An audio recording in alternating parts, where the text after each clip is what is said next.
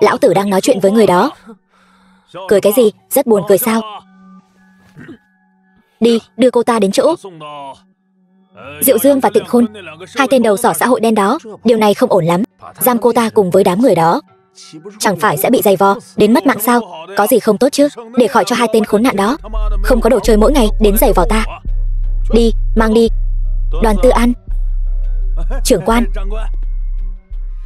Tên phạm nhân đó là ai? Chỉ là một con kỹ nữ thôi. Không chỉ ngoại tình trước hôn nhân, mà còn làm loạn hôn lễ của nhà trai, làm cô dâu nhà người ta bị thương. Bóng dáng này sao quen thuộc thế nhỉ? Trưởng quan, khi nào tôi có thể gặp Điển Ngục trưởng? Tôi sẽ cố gắng thể hiện thật tốt. Sau khi gặp Điển Ngục trưởng, để thăng tiến bản thân, làm tốt phận sự của ngươi, rồi sẽ có cơ hội. Rõ. Đoàn Tư An có lương tâm rồi, còn biết mang phụ nữ đến cho anh em chúng ta. Đây là người phụ nữ dâng hiến cho ta, ngươi dám động vào thử xem. Tiểu thư cũng khá kích thích đấy. Để đại gia xem ngươi là ai nào.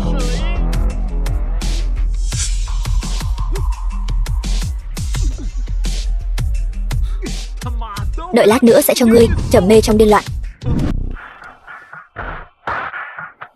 Vừa rồi ngươi nói muốn làm ta trầm mê trong điên loạn như thế nào? Điển Ngục trưởng, ý tôi là xoa bóp chân cho ngài, nắn bóp vai, thoải mái đến mức trầm mê trong điên loạn. Tôi không đáng sống. Diệu Dương, tôi sai rồi, tôi không đáng sống. Hôm nay ta không rảnh xử lý hai ngươi. Đi, bảo Tân úy mang Đoàn Tư An, đứa tạp dịch đó đến cho ta. Vâng.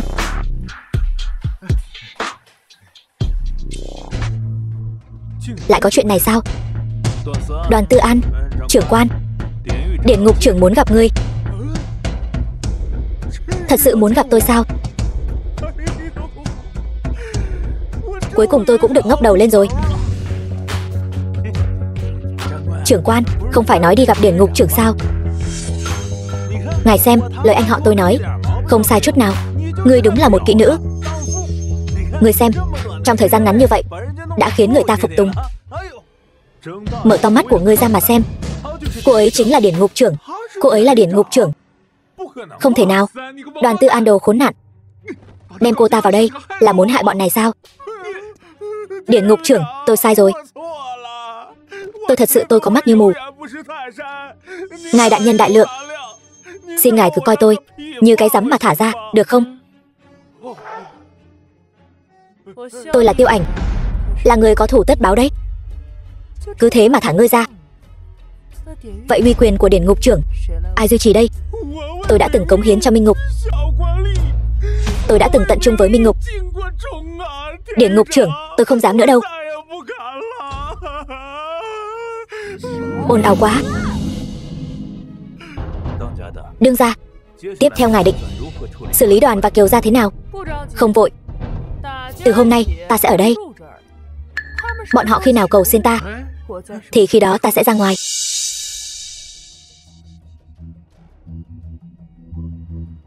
Cố tổng, phu nhân sẽ không sao đâu. Ai nói tôi lo lắng? Tôi chỉ là nhớ ra mai còn có một cuộc họp. Tôi thật không nên nghe cô ta. Để cô ta một mình đi đối phó. Người lập tức dùng tiền triệu tập nhân mã, tối nay liền san bằng Minh Ngục Hải Thành cho ta. Vừa rồi còn nói không lo lắng. Tôi thấy cô nương Hoa tay địa vị sắp lung lay rồi. Ngươi đừng có mà suy nghĩ lung tung. Cô nương Hoa tay mãi mãi là đệ nhất mỹ nhân trong lòng ta. Đoàn và Kiều gia bị gì thế nhỉ? Lại đẩy bom qua cho chúng ta. Mỗi ngày cũng thế này thì ai mà chịu nổi. Mau chóng liên lạc với bên ngoài, gây thêm chút áp lực cho Đoàn và Kiều gia. Nói đúng lắm, phải mau chóng đưa vị tổ tông này đi thôi.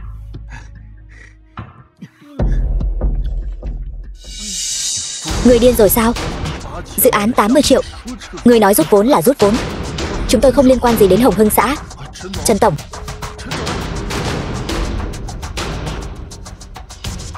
cái gì? Vật liệu xây dựng của chúng ta bị Hồng Hưng xã tịch thu rồi. Là do Diệu Dương ở Minh Ngục Hải Thành thả ra thông tin sao? Sao lại toàn là Minh Ngục Hải Thành thế này? Chẳng lẽ...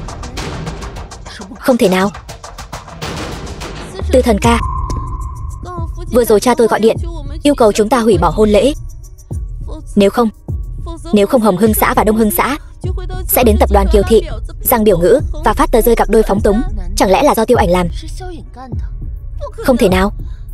Tin tức của Minh Ngục Hải Thành không thể truyền vào hay đưa ra ngoài được. Trừ khi... Xem ra các ngươi cũng không đến nỗi ngu ngốc. Hẳn cũng đã nhận ra phu nhân của Cố Di ta sẽ không dễ dàng bị các ngươi khống chế. Ta khuyên các ngươi nhân lúc này tình hình còn chưa mất kiểm soát, mau chóng cầu xin nàng tha thứ, kẻo cuối cùng đến cả quần lót cũng mất luôn. Hay là thế này, tôi gọi điện cho Minh Ngục Hải Thành, các ngươi tự mình cầu xin nàng. Tiêu Ảnh, alo Tiêu Ảnh, chuyện của Hồng Hưng xã và Đông Hưng xã đều là do cô xúi giục phải không? Tôi chỉ là một bà nội trợ bình thường, chẳng có chút quyền lực, làm sao mà sai khiến được họ? Có lẽ là nhà họ Đoàn và nhà họ Kiều của các người vô tình đắc tội với vị đầu não nào đó mới ra nông nỗi này. Cô đừng có giả vờ nữa. Cho dù cô hận tôi, cũng không cần thiết phải nhắm vào nhà họ Đoàn và nhà họ Kiều như vậy, đều là hồ ly ngàn năm cả. Cô bày trò liêu trai gì với tôi chứ? Nói đi, cô rốt cuộc muốn thế nào? Thứ nhất, tôi muốn anh giao ra quyền kiểm soát tập đoàn Tiêu Thị. Thứ hai, tôi muốn anh trả lại cho tôi căn biệt thự tầng 98. Thứ ba, tôi muốn Đoàn Tư Thần và Kiều An Đồng quỳ xuống nghênh đón tôi trở lại vệ nữ. Làm sao chúng tôi có thể đồng ý với điều kiện của cô ta được? Lâm trợ lý, bây giờ bọn họ vẫn ngoan cố. Hãy dùng sức mạnh của tập đoàn đẩy bọn họ một phen, nhưng như vậy sẽ khiến ngài lộ diện mất. Thân phận người đứng đầu của ngài và la lịch công ty đều là những quân bài tẩy, không thể quan tâm nhiều như vậy được. Vâng. Trước mặt người thường ngài là Cố tổng, trước mặt phu nhân thì chẳng còn gì cả. Nhiều lời. Lô hàng chúng ta đặt cũng bị Đông Hưng xã giữ lại rồi. Khoản tiền cuối cùng của chúng ta cũng bị Hồng Hưng xã chặn mất. Cái gì? Những người tham dự lễ đính hôn đều trở thành mục tiêu của hai bang phái. Xem ra bây giờ không cần chúng ta ra tay nữa rồi. Cố phu nhân của chúng ta quả thật không phải người thường. Vai chính trong bộ phim tôi đóng cũng bị cướp mất rồi. Đoàn tổng, đây là thỏa thuận chuyển nhượng tầng 98 và hợp đồng chuyển nhượng cổ phần tập đoàn Tiêu Thị. Mời ngài ký. Không thể ký. Không ký, toàn bộ chủ tầng của vệ nữ đều sẽ bị các người liên lụy. Đoàn tổng, ngài đừng chần chừ nữa. Chúng tôi không thể so với ngài. Chúng tôi chỉ là những chủ tầng nhỏ bé ở dưới. Đây là chuyện riêng của các người, không thể liên lụy đến chúng tôi nữa. Hôm nay không ký, chúng tôi liều mạng với hai người đó. Đúng, mau ký đi, ký nhanh lên. Ký hay không? Tôi ký.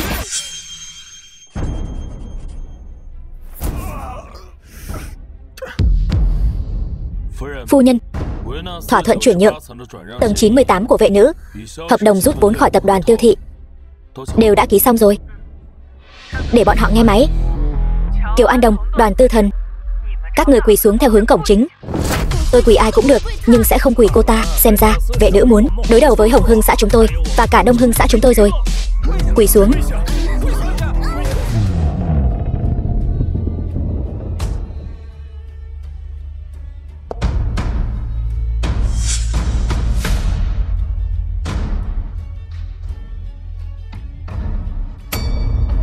Tiêu Ảnh, đồ đàn bà độc ác, tao sẽ không tha cho mày.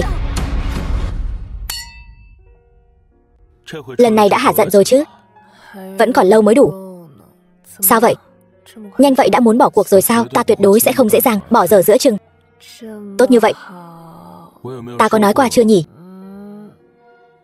Muội rất giống một cô nương đeo khuyên tai. Ngủ ngoan ngoãn quá.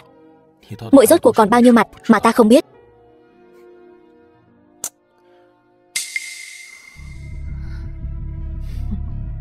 Tiêu Ảnh, một kỹ nữ như muội, hà cớ gì có thể nhận được sự sủng ái của Cố Di?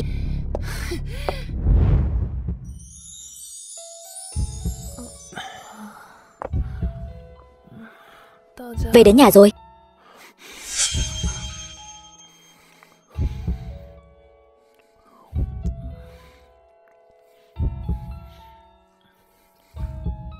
Cố tổng. Cố tổng, ngài có nhà không? Cố tổng, xin lỗi, khoảng thời gian này thật sự là sống không yên thân. Giây phút nhìn thấy nàng, ta không thể nào kiềm chế được bản thân nữa. Cái đó, tôi đói rồi. Được, vậy tôi chuẩn bị chút. Cái nút đó là xoay theo chiều kim đồng hồ hay ngược chiều? Tôi không khởi động được. Mua mì gói.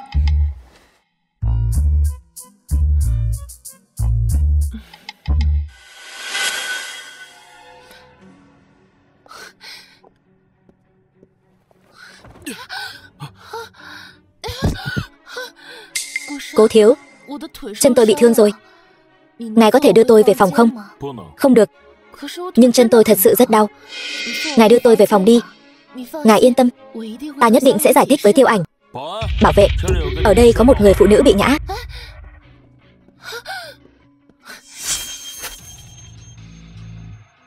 Cút. Ngươi là thân phận gì mà dám đỡ ta?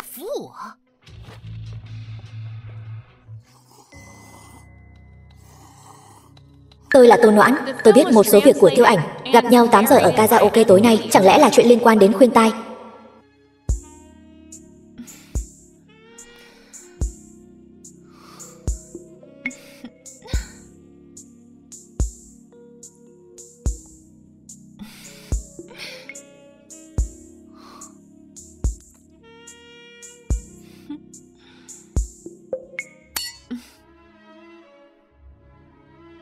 Ly này, kính mừng cuộc gặp gỡ của chúng ta.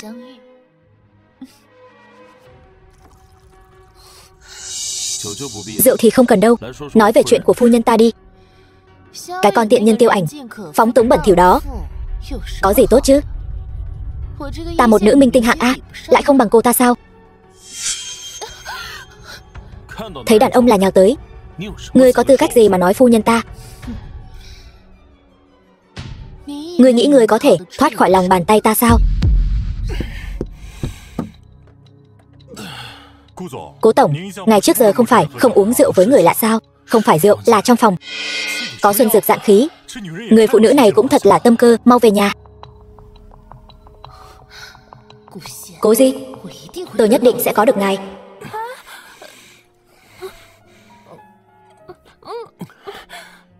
Chuyện gì vậy? Tôi bị người ta hạ dược rồi. Giúp tôi.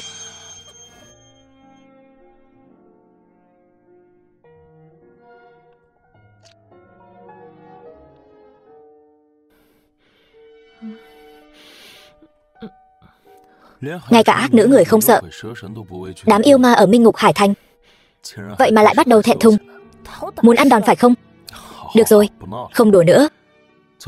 Người hạ dược tôi hôm qua là Tô Noãn. Cô ta nói là biết quá khứ của cô mới hẹn tôi gặp mặt. Ta đang muốn tìm cô ta, cô ta lại tự mình đưa đến cửa. Vậy cô định làm gì? Danh lợi của Tô Noãn căn bản là không chịu nổi. Khi bị tra xét rõ ràng ta vừa mới lấy lại quyền kiểm soát tập đoàn Tiêu Thị, vừa hay nhân cơ hội này cho cô ta một miếng mồi lớn. Nhưng việc này cần rất nhiều tiền. Tập đoàn Tiêu Thị đã bị Đoàn Tư Thần vét gần hết rồi. Các cổ đông sẽ không ủng hộ cô đâu. Ta đã bán tầng 98 của ta để đổi lấy chút tiền. Bây giờ chỉ có thể chen chúc với anh thôi. Vậy ta có phải là còn phải cảm ơn Tô Noãn? Nếu không phải cô ta, ta làm sao có thể thấy được phương diện này của phu nhân? Lưu manh, âm mưu khử chồng sao? Kể từ hôm nay, tập đoàn Tiêu Thị sẽ tiến quân vào ngành điện ảnh. Tiêu Ảnh, cô điên rồi. Tập đoàn Tiêu Thị lấy đâu ra vốn mà đầu tư phim chiếu rạp? Phải đó, việc này quá điên rồ.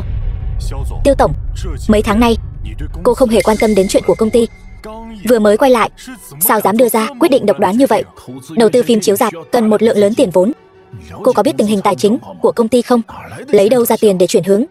Chức tổng giám đốc này, cô đừng làm nữa, mau trả lại cho tôi mấy tỷ tài sản của tôi. Mấy tháng trời bị các người phá cho, chỉ còn lại vài chục triệu tiền mặt. Còn dám ở đây đập bàn trừng mắt với tôi. Tiêu Ảnh, cô nói bậy. Hôm nay tôi đến để thông báo cho các người, không phải đến để thương lượng với các người. Cô cũng quá coi thường chúng tôi rồi đấy. Tôi đề nghị bãi nhiệm Tiêu Ảnh. Đoàn tổng tiếp tục đảm nhiệm chức tổng giám đốc. Tôi tán thành. Xin lỗi, người nên bị bãi nhiệm phải là các người. Chuyện của tập đoàn Tiêu Thị không đến lượt một người ngoài xen vào. Tôi không xen vào được.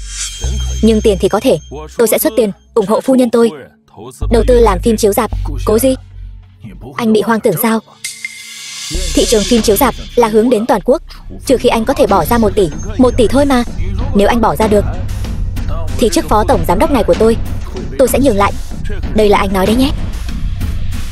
Bộ phận tài vụ nói có một tài khoản cá nhân vừa chuyển 1 tỷ vào. Không thể nào là tiền của Cố Di được. Là một tài khoản mang tên Cố Di. Đoàn tổng, thu dọn đồ đạc rồi mời đi cho. Được, các người cứ đợi đấy. Tiêu Thị còn con này, tao còn chẳng thèm. Này, anh đến, cũng không thèm chào hỏi tôi một tiếng. Ngành điện ảnh cám dỗ nhiều lắm. Tôi sợ cô không kiềm chế được. Thứ tôi không kiềm chế được nhất chính là anh. Với tư cách là nhà đầu tư, tôi hoàn toàn ủng hộ mọi quyết định của Tiêu tổng. Nếu ai dám phản đối, tôi sẽ bãi nhiệm người đó. Tiêu tổng đã có một nhà đầu tư hào phóng như vậy rồi, chúng ta còn xen vào gì nữa? Nhiều tiền thì có ích gì? Chúng ta có biết gì về làm phim đâu. Thua lỗ là chuyện sớm muộn thôi. Tôi cũng biết những lo lắng của mọi người. Yên tâm đi, tôi đã mời đạo diễn Trịnh Tinh của Tân Cảng về. Sẽ là đạo diễn cho bộ phim chiếu rạp đầu tiên của chúng ta. Chỉ đạo sản xuất là đạo diễn Trịnh Tinh của câu lạc bộ phim chục tỷ đó sao? Người có thể mời hắn đến sao? Vai nữ chính nhất định thuộc về ta. Tỷ tỷ, gặp nhau mà cũng không chào hỏi. Kịch bản thử vai. Xem ra tỷ tỷ đang ở trong ngành không trụ nổi nữa, đi làm quần chúng. Vậy chúc tỷ thành công.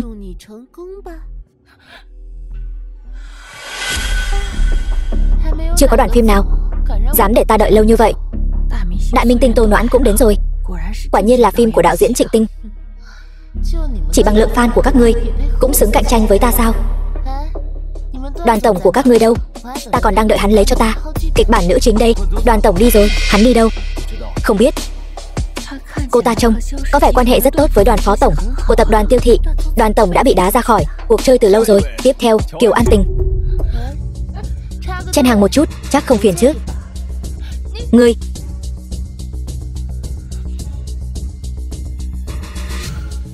không cần giới thiệu đâu. Ta cũng rất thân với đoàn tổng của các ngươi. Thử vai chắc cũng không cần thiết nữa nhỉ? Sao lại là ngươi? Người tiếp theo phải là Kiều An Tình chứ?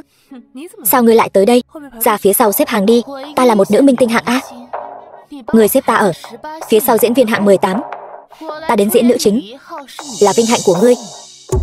Đừng có không biết điều. Giỏi giang đến vậy sao? Vậy cảnh 1/2 này, ngươi diễn nữ chính đi, để Kiều An Tình diễn cùng ngươi.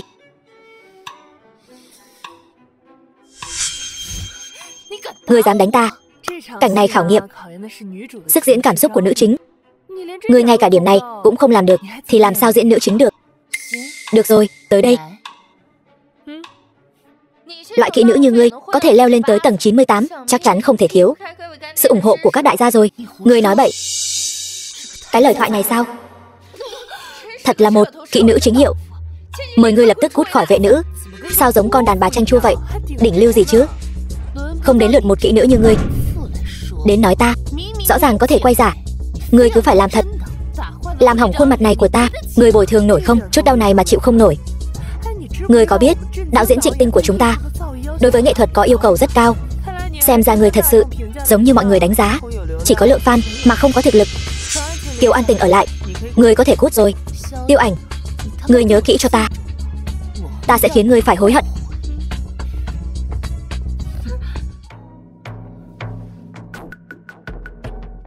Cô hiểu về nhân vật rất tốt. Chúc mừng cô trở thành nữ chính của Đỉnh Lưu Ác Nữ. Cảm ơn Tiêu tổng.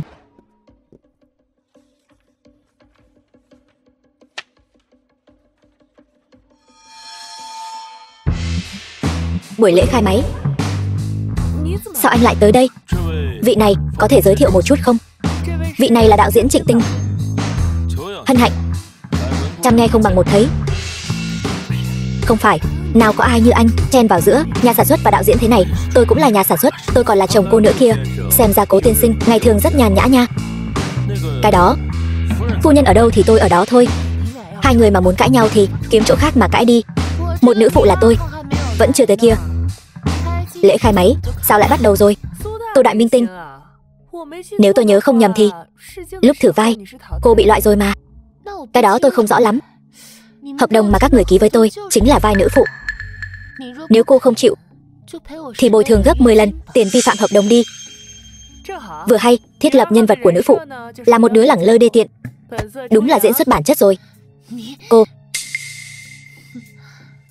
tôi không chấp nhặt với cô. Đừng vội, tôi sẽ thả dây câu một thời gian. Chúng ta cứ từ từ mà chơi. Tại sao cô lại đối xử với tôi như vậy? Bởi vì tôi căn bản không thể vượt qua và so được với cô. Vì vậy tôi muốn làm nhục cô, hủy hoại cô. Cô điên rồi sao? Tiện nhân, không chịu yên phận ở tuyến 18. Cứ phải đến đây chịu đòn. Cắt. Sao không diễn theo kịch bản? Đạo diễn, ngại quá. Tôi nhất thời nhập tâm quá. Tự đi xem khoái đầu đi. Toàn viết cái gì không biết. Nữ diễn viên tuyến 1 diễn xuất đáng lo ngại, mượn cơ hội công báo tư thù. Toàn là mấy tờ báo lá cải nói bậy, phóng đại sự việc. Tập đoàn Tiêu Thị đã lên tiếng, chỉ rõ cô không có tố chất diễn viên rồi. Cái đống hỗn độn này tự mình đi giải quyết đi. Gia ca, anh giúp em với, Gia ca. Chỉ cần tôi lấy được Trịnh Tinh đạo diễn thì mấy tờ báo lá cải các người đều phải quỳ xuống cầu xin tôi.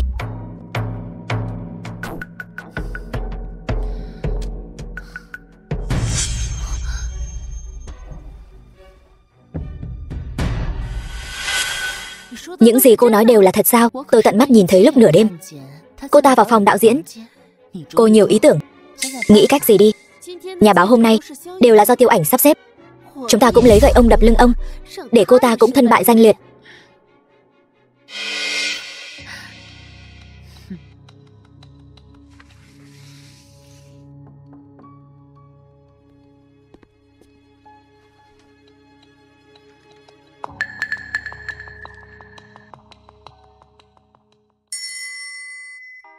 Anh lặn lội đường xa đến thăm đoàn phim chỉ để nhìn anh ta thôi sao?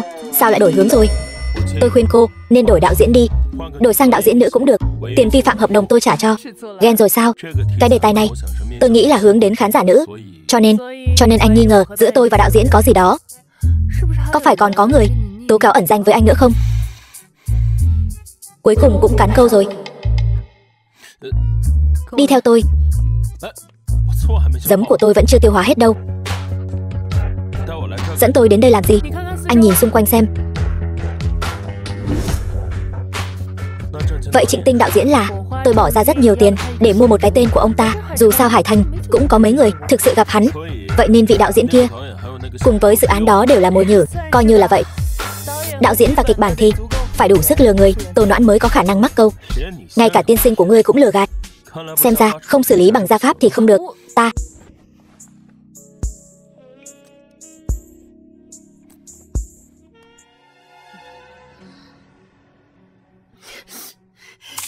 nước nóng thế này, ngươi muốn hại ta sao? Noãn tỷ, là ngươi nói, còn dám cãi lời. Tô đại minh tinh, hà tất làm khó một tiểu trợ lý. Đừng giả vờ nữa, ngươi cũng chẳng phải người tốt lành gì. Trước là đá đoàn Tư Thần, sau là bám Cố Di, giờ lại đeo bám Trịnh Tinh đạo diễn. Mỗi một bước đi đều nằm trong tính toán của ngươi. Ngươi làm sao biết chuyện của ta và Trịnh Tinh đạo diễn? Muốn người ta không biết, trừ phi mình đừng làm. Nếu ngươi cho ta vai nữ chính, lại chia tay với Cố Di, ta có thể coi như không có chuyện gì xảy ra. Ngươi có thời gian đó thì nên nâng cao diễn xuất đi. Tối qua Trịnh Tinh đạo diễn nói với ta muốn đổi ngươi. Cố lên. Khóc cái gì? Mọi việc sắp xếp xong chưa? Nếu ngươi không chịu cúi đầu, vậy ta không khách khí nữa. Noãn tỷ, cô ấy vào rồi. Tốt lắm, để phóng viên bắt gian tại trận. Tô Noãn, nhanh lên, phó đạo diễn và nhà sản xuất đều đang đợi ngươi. Hôm nay chơi gì đây? So lớn nhỏ, thua uống rượu, cởi một món đồ. Được, chơi cái này. Hôm nay ta vui, chiều theo đến cùng. Tô Noãn, ngươi thua rồi. Uống rượu, không phải chỉ một chén rượu thôi sao? Cởi, mau cởi. Cởi nhanh lên.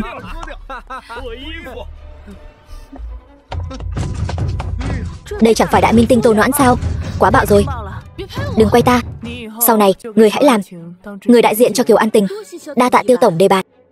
Ta ngày thường đối đãi ngươi không tệ. Tại sao ngươi lại hãm hại ta? Ngươi đối đãi ta không tệ. Ngươi chưa từng cho ta nghỉ ngơi một phút nào. Với ta là muốn đánh thì đánh, muốn mắng thì mắng. Hôm nay còn hắt nước sôi vào ta. Nhanh như vậy đã quên hết rồi sao? Trịnh Tinh đạo diễn, tôi cầu xin ông giúp tôi. Tôi không thể cứ thế này mà xong được. Ông hãy bảo các phóng viên đừng viết lung tung. Việc đã đến nước này, tôi còn có thể làm gì? Ông chỉ cần nói với các phóng viên chúng ta đang diễn tập là được. Ngài đại nhân đại lượng, ngài giúp tôi được không? Tôi xin ngài. Đại minh tinh, ngươi quỷ nhầm người rồi. Ta không phải Trịnh Tinh đạo diễn. Trịnh Tinh đạo diễn bây giờ chắc đang nghỉ mát ở Hạ Uy Di. Đạo diễn ở Tân Cảng này có điểm tốt là chỉ cần có đủ tiền, gánh hết mọi tội lỗi cũng được.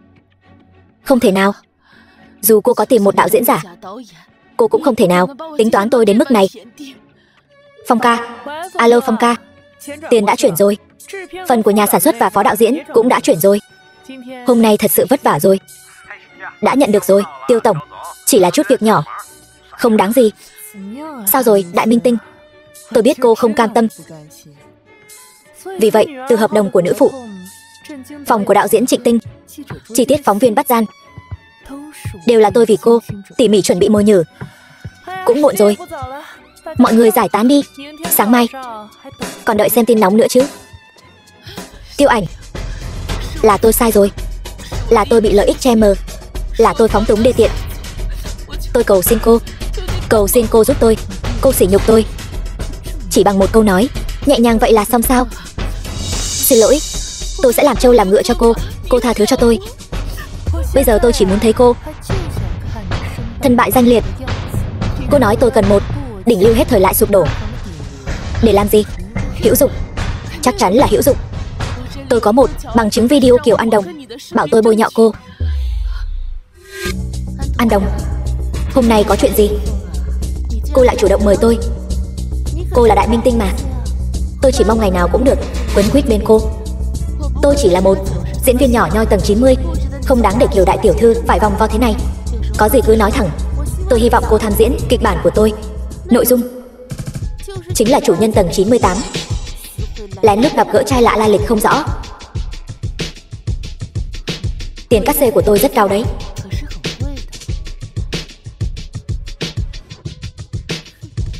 Tốt lắm. Cô cứ cầm video này đi tìm Kiều An Đồng, đòi 20% cổ phần của tập đoàn Kiều Thị. Sao cô ta lại vì cái video này mà cho tôi nhiều cổ phần như vậy? Bây giờ là thời điểm quan trọng để Kiều An Đồng kế thừa Kiều Thị. Cô còn gì để mà sợ? Nhưng mà cái gì? Hoặc là làm theo lời tôi, hoặc là làm một con chuột chạy qua đường bị người khinh bỉ. Được, tôi sẽ làm theo lời cô.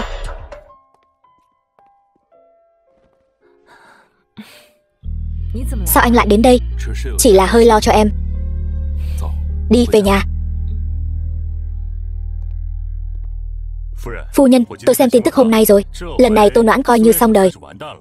Phải. Chọc ai không chọc, lại đi chọc phu nhân chúng ta.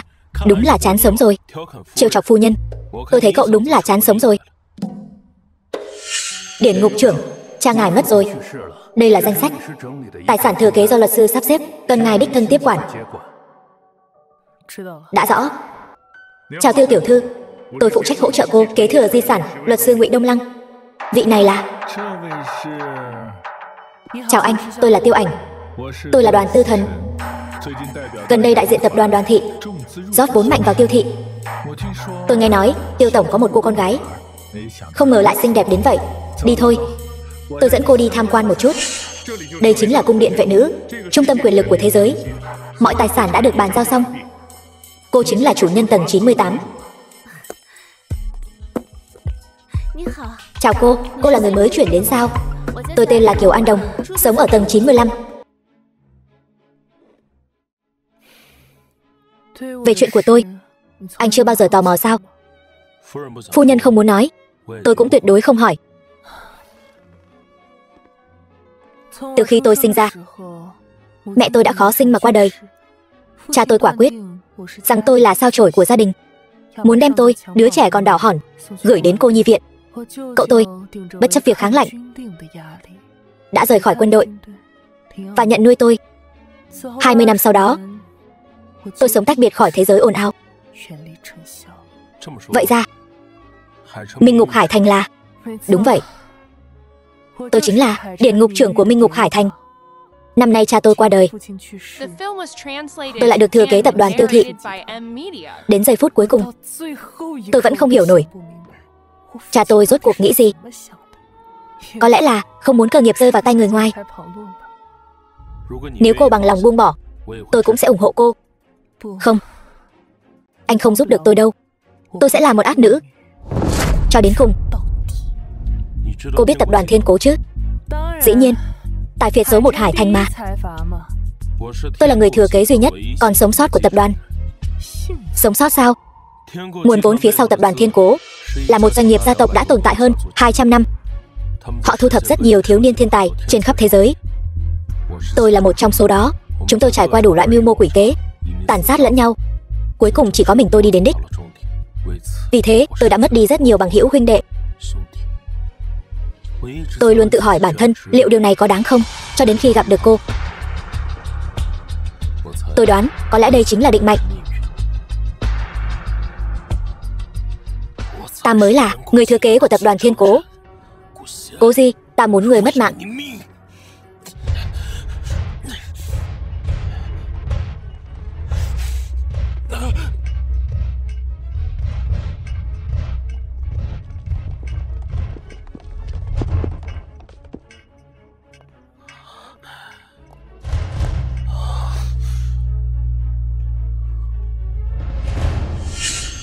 Tỉnh rồi sao? Ngài vừa rồi có phải đã tỏ tình với phu nhân không? Tôi chỉ thấy cô ấy cần tôi. Nhất thời nổi hứng thôi. Nhất thời nổi hứng mà có thể để lộ thân phận của tập đoàn Cố Thị sao? Tôi thấy không bao lâu nữa thân phận tầng cao nhất của ngài cũng sẽ không giấu được nữa đâu. Đi đi. Phiền quá. Người đó nhất định sẽ lấy thân phận chủ tịch mà xuất hiện. Đến lúc đó vạn nhất xảy ra chuyện ngoài ý muốn, đánh rắn động cỏ thì làm sao? Cút.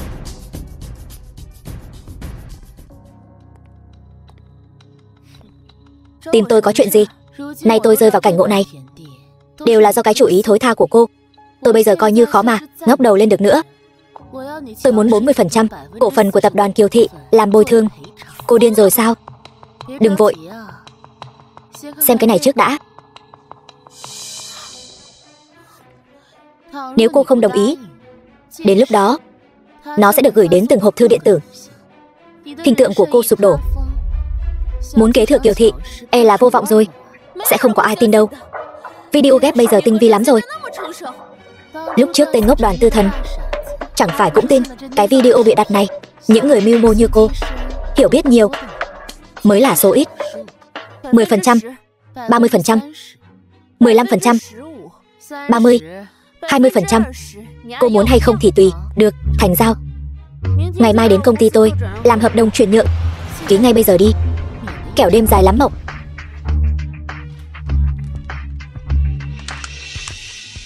Con đàn bà ngực to não phẳng này sao tự nhiên lại trở nên khôn ngoan thế nhỉ?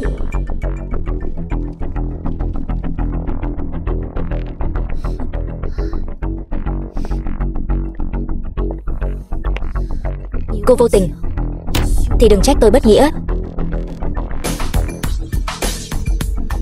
Cô ta ra ngoài rồi. Ra tay đi. Tôi lấy được đồ rồi. Cô đang ở đâu? Sao lại là ngươi? Dám mơ tưởng đến đồ của Kiều An Đồng tôi, không sợ bị nghẹn sao? Là ai? Là ai? Đây là ai làm? Đây là cổ phần có được từ Kiều An Đồng, cộng với số chồng tôi bí mật mua lại.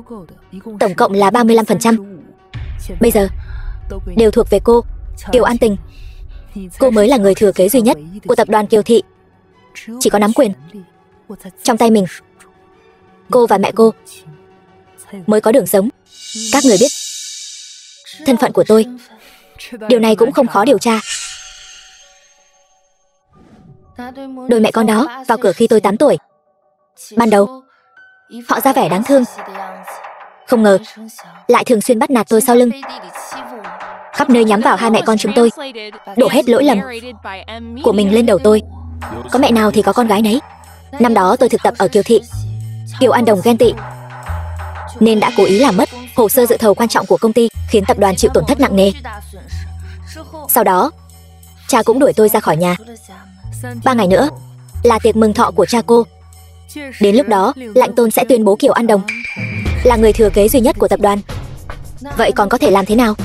Vậy thì chúng ta hãy để cho họ bay cao lên, rồi ngã thật mạnh xuống. Tại sao các người lại giúp tôi? Kẻ thù của kẻ thù là bạn.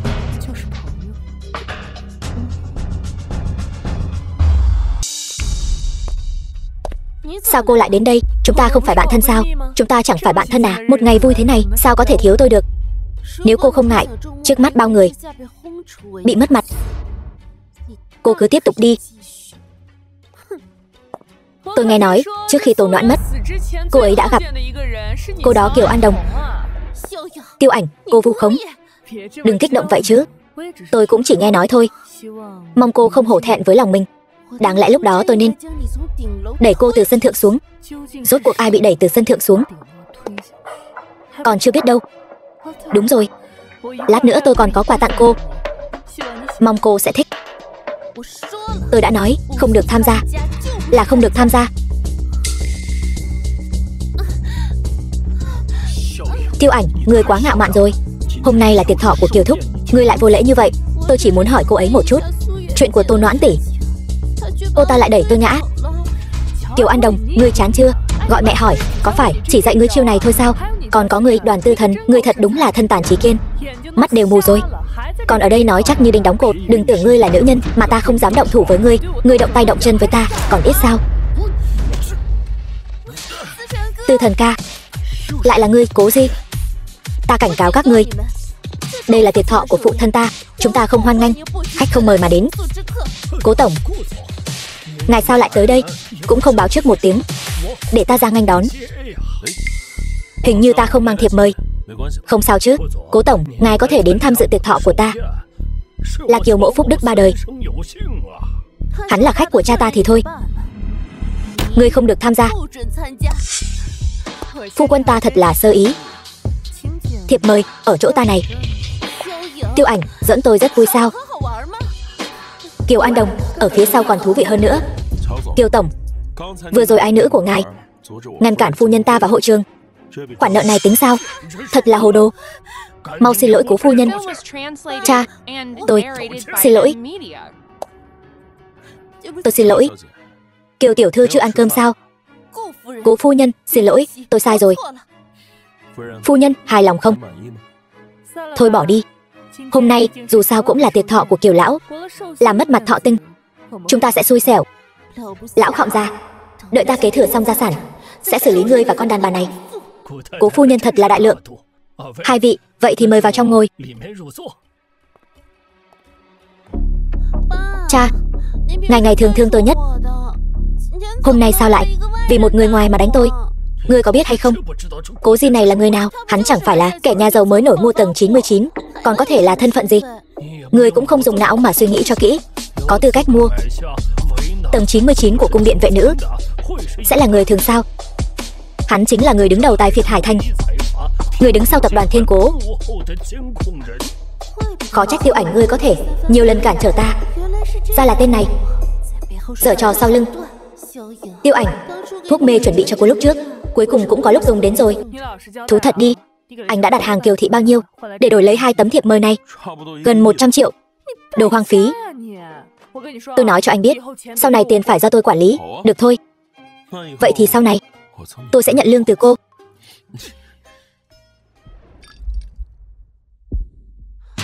Chị Tiêu Ảnh, em không biết chị và chồng chị lại đặt hàng Kiều thị một khoản lớn như vậy. Em còn luôn đối đầu với chị. Em muốn một lần nữa trịnh trọng xin lỗi chị. Thật ra giữa tôi và cô, nếu không có Đoàn Tư Thần thì cũng không có mâu thuẫn lớn như vậy. Chuyện trước đây tôi có thể coi như chưa từng xảy ra. Chị Tiêu Ảnh, chị hãy tha thứ cho sự trẻ người non dạ của em. Ly rượu này em kính chị. Chỉ một ly rượu có phải là quá thiếu thành ý không? Vậy cô đã nói rồi đó, trẻ người non dạ, vậy phải hành lễ với bậc trưởng bối như thế nào? Cũng không cần tôi phải nói nhiều nữa chứ. Nếu cô còn không quỳ, tôi sẽ rời khỏi đây.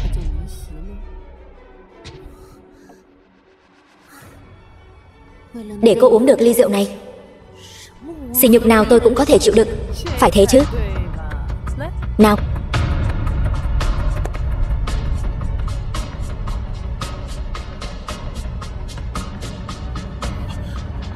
Phu nhân, sao vậy? Tôi e là không chịu được rượu. Hơi say. Cố Di, lát nữa ở tiệc mừng thọ của ba, anh còn phải đọc diễn văn. Em đưa chị Tiêu Ảnh đi nghỉ ngơi nhé. Được rồi. Đây là video chúc mừng sinh nhật của ba tôi. Lát nữa đừng quên phát nhé. Vâng.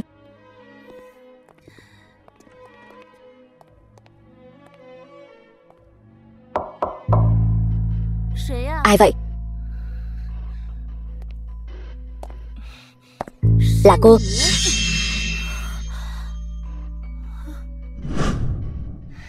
Vất vả rồi, ăn chút gì đi. Còn phải bận rộn cả ngày nữa đấy. Cảm ơn.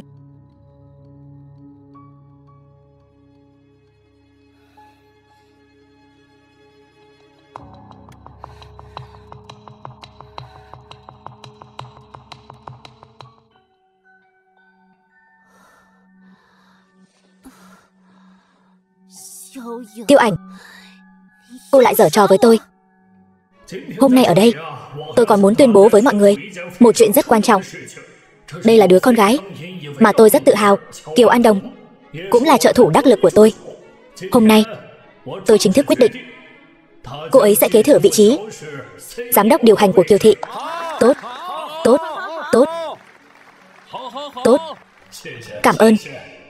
Cảm ơn ba rất nhiều vì đã tin tưởng con.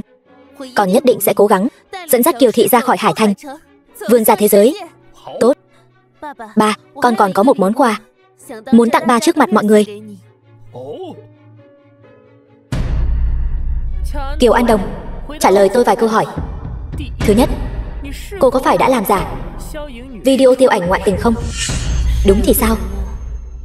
Lúc đó tôi đã đưa cho Tô Noãn không ít tiền, nhưng bây giờ mất, không đối chứng được rồi.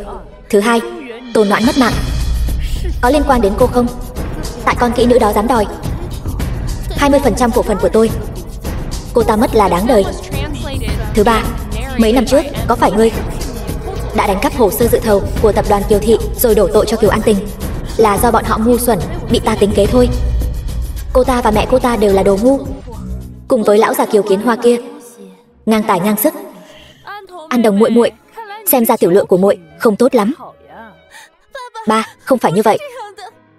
Video này là giả. Tiện nhân, thật không ra thể thống gì. Tiêu Ảnh, người hãm hại ta.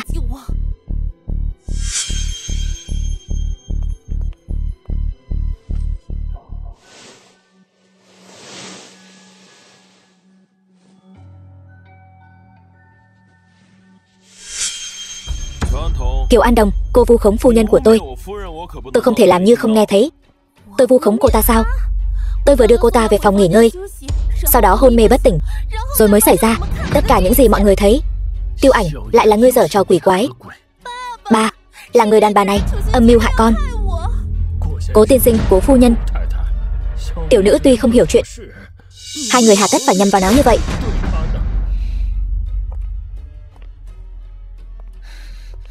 An Tình, sao con lại tới đây? Ba, đây là hình ảnh Kiều An Đồng lúc cô ta bỏ thuốc cho phu nhân tôi. Kiều An Đồng, ngươi luôn giả vờ ngoan ngoãn hiểu chuyện, nhưng sau lưng lại làm những chuyện mờ ám. Ban đầu là hãm hại ta, làm mất hồ sơ dự thầu, bây giờ lại muốn bỏ thuốc cho Cố phu nhân. Tất cả những chuyện này là do ba người các ngươi làm, nhất định là muốn cản trở ta thừa kế tập đoàn Kiều Thị. Cho dù ngươi lén lút giở trò sau lưng cũng vô dụng. Ba vừa mới tuyên bố tập đoàn Kiều Thị do ta kế thừa.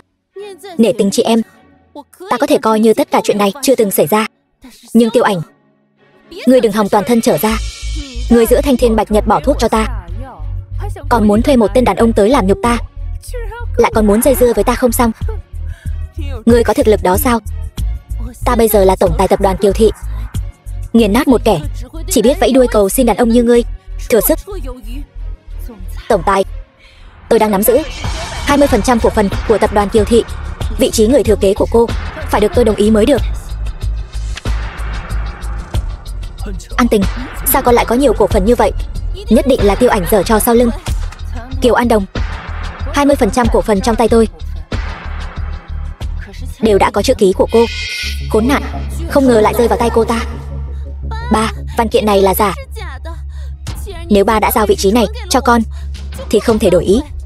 Kiều An Tình đã bị đuổi ra khỏi nhà, thậm chí không có tư cách thừa kế.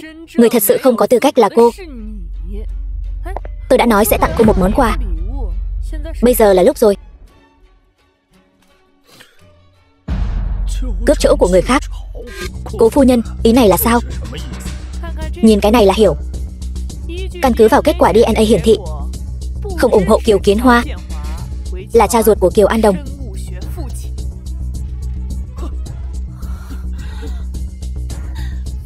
Nhảm nhí, toàn là nhảm nhí.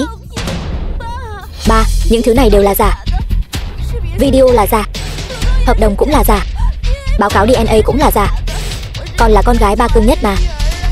Người thừa kế của tập đoàn Kiều Thị chỉ có thể là con. Ba, chẳng lẽ muốn nuốt lời sao? Cút, tao không có đứa con gái độc ác như mày.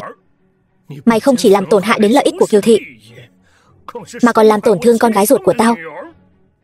Từ nay về sau, tao không có đứa con gái như mày. Mày cũng không còn là người thừa kế của Kiều Thị nữa. Tôi chính là thiên kim tiểu thư của Kiều Thị. Tiêu Ảnh, mày dùng những người này hãm hại tao. Tao phải lấy mạng mày. Tư Thần ca, anh không phải là đang nhắm vào tập đoàn Kiều Thị sao? Chỉ cần em thắng, em có thể đem toàn bộ cổ phần của Kiều Thị đều cho anh. Con điên rồi. Ba, thuốc. Tôi chờ chính là câu nói này của cô. Kiều An Đồng, tuy cô là đồ bỏ đi, nhưng tập đoàn Kiều Thị đối với Đoàn Thị chúng tôi mà nói là một tài sản ưu việt khó kiếm được. Cũng không uổng khi tôi cùng cô diễn trò hay ho lâu như vậy. Anh muốn nói sao cũng được. Bây giờ tôi muốn dùng sức mạnh của Đoàn Thị đuổi đôi cẩu nam nữ này ra khỏi vệ nữ, để chúng nó vĩnh viễn không thể ngóc đầu lên được. Cô không nói tôi cũng sẽ làm. Dù sao chúng nó cũng khiến tôi mất hết mặt mũi. Mối thù này tôi đã muốn báo từ lâu rồi. Chỉ bằng Đoàn Thị của các người sao? Cố Di, bây giờ anh hãy nhìn thị trường chứng khoán Mỹ đi. Cổ phiếu của Đoàn Thị Hải Thành đang tăng mạnh, giá trị thị trường đã vượt qua tập đoàn Thiên Cố của các người rồi. Đừng tưởng anh là tầng chủ tầng 99 là có thể hoành hành ngang ngược ở vệ nữ. Hôm nay tôi Đoàn Tư Thần sẽ chém tên bạo chúa này ngay tại đây. Tôi thật muốn xem anh làm thế nào. Với thực lực hiện tại của tôi, bất động sản tầng 99 của anh phải nhường đường cho tôi. Đương nhiên tiền tôi sẽ trả. Tiếp tục, rồi anh sẽ mất thân phận tầng chủ. Cút khỏi vệ nữ. Tôi đã sắp xếp người bỏ anh vào bao tải, ném xuống canh Hải Thành cho cá ăn. Tiêu Ảnh, tôi sẽ bắt cô ta hầu hạ tôi đến khi nào tôi hài lòng, bán cô ta sang Miến Điện, mặc cho hạng người gì cũng có thể đùa giỡn. Tiếp tục. Cố Di, đừng tưởng tôi không làm được. Các vị khách quý ở đây, chỉ cần mọi người ra tay, đơn đặt hàng cổ phiếu của Đoàn gia đều có thể cho mọi người. Đoàn tổng, tôi muốn 100 triệu đơn đặt hàng. Được. Đoàn tổng, tôi muốn 30 triệu tiền mặt. Được, đều được. Các ngươi dừng tay lại. Cố tổng và cố phu nhân, họ là khách của tôi mà. Phu nhân, cô không cần phải như vậy. Tôi bằng lòng. Lũ ruồi bọ các ngươi, có gì thì nhắm vào ta. Ý tôi là đối đãi với đám phế vật này, ngươi không cần phải căng thẳng như vậy. Đoàn Tư Thần, ngươi nhìn đứa em trai bảo bối của ngươi vì ai mà làm việc. Xin lỗi, tránh đường một chút. Cố tổng, đến rồi. Đường ca, ngươi có tiền, nhưng mà ngươi không có não. Đoàn Tư An, đồ ăn cây táo, rào cây sung. Cố tổng, ngài còn gì dặn dò? Bây giờ hãy làm cho tập đoàn Đoàn Thị phá sản đi. Dạ, được rồi.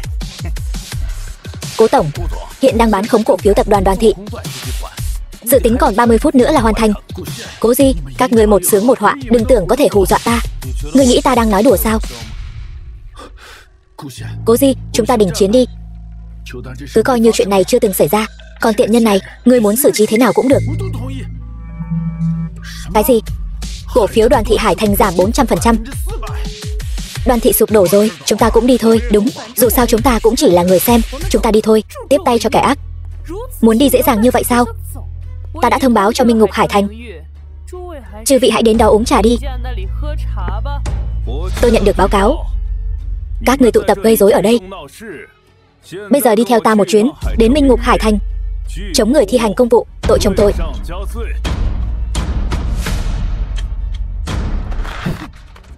Tiêu Ảnh, tôi bị Kiều An Đồng mê hoặc.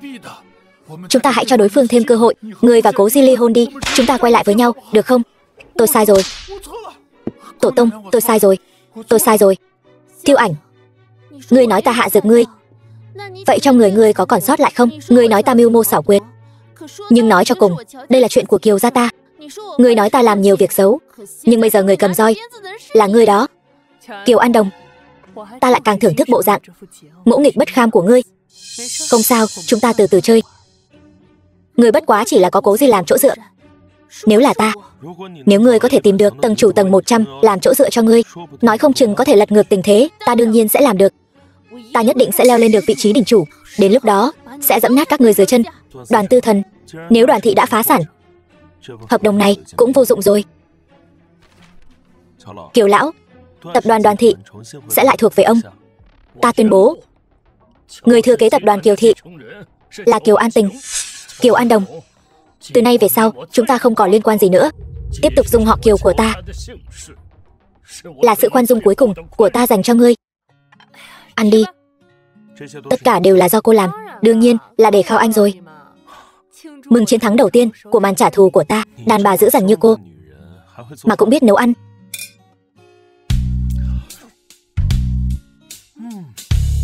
Vị cũng được đấy. Sao cứ như con nít thế? Nếu anh có em trai em gái, chắc chúng cười sặc sụa đó. Ăn từ từ thôi, kẻo nghẹn. Tôi đi rót nước cho anh.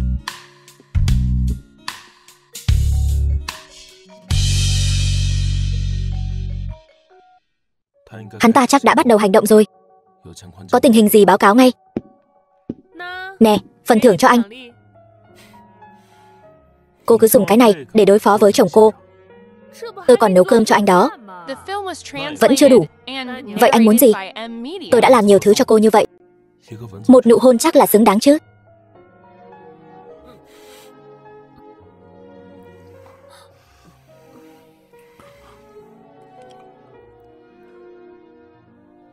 Cảm giác cô dành cho tôi luôn mong manh dễ vỡ.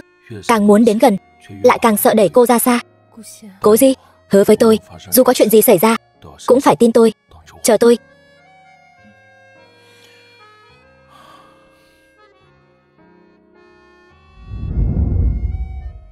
Chỉ cần mua được nơi này, ta sẽ là chủ nhân của cung điện vệ nữ. Đương nhiên rồi, chỉ có ngài mới có thực lực này, nắm giữ đỉnh cao quyền lực và dục vọng của Hải Thành. Không chỉ có thể nhìn ngắm cảnh đẹp nhất, mà còn có thể có được tôi. Cố Di, ta nhất định phải chôn sống ngươi. Lại có em gái đến. Đến đây để đại gia xem nào. Lại đây. Cút. Kiều An Đồng, Đoàn Tư Thần, có người bảo lãnh cho hai người. Đây là tầng 100 của cung điện vệ nữ. Chẳng lẽ ngài là đình chủ? Còn cách giải thích nào khác sao? Xin đình chủ hãy giúp tôi. Tiêu Ảnh và Kiều An Tình đã cấu kết hãm hại tôi, đuổi tôi ra khỏi Kiều Thị. Tôi nhất định phải khiến bọn họ trả giá. Tại sao ta phải giúp ngươi? Tôi đã ở Kiều Thị nhiều năm, có quan hệ mật thiết với các lãnh đạo cấp cao của Hải Thành, nguyện làm trâu làm ngựa cho đình chủ, đáp ứng mọi yêu cầu của ngài. Thấy cây bút đó không? Cắm nó vào mắt ngươi, ta mới tin thành ý của ngươi. Hữu dụng hơn nhiều so với tên ngu ngốc bên cạnh ngươi. Có thể ra tay với chính mình thì không có lý do gì không dùng. Ta muốn hai người dưới danh nghĩa tập đoàn Thiên Diệu đi thâu tóm Hải Thành, các doanh nghiệp lớn nhỏ, để Thiên Diệu trở thành tập đoàn tài phiệt số 1. Đa tạ đình chủ.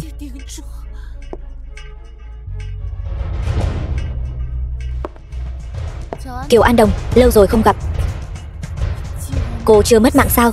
Hôm nay nể mặt đình chủ, ta tha cho ngươi một mạng. Nếu không ta sẽ cho ngươi một nhát ngay trên cổ. Được rồi, hai người các ngươi lui xuống đi. Vâng.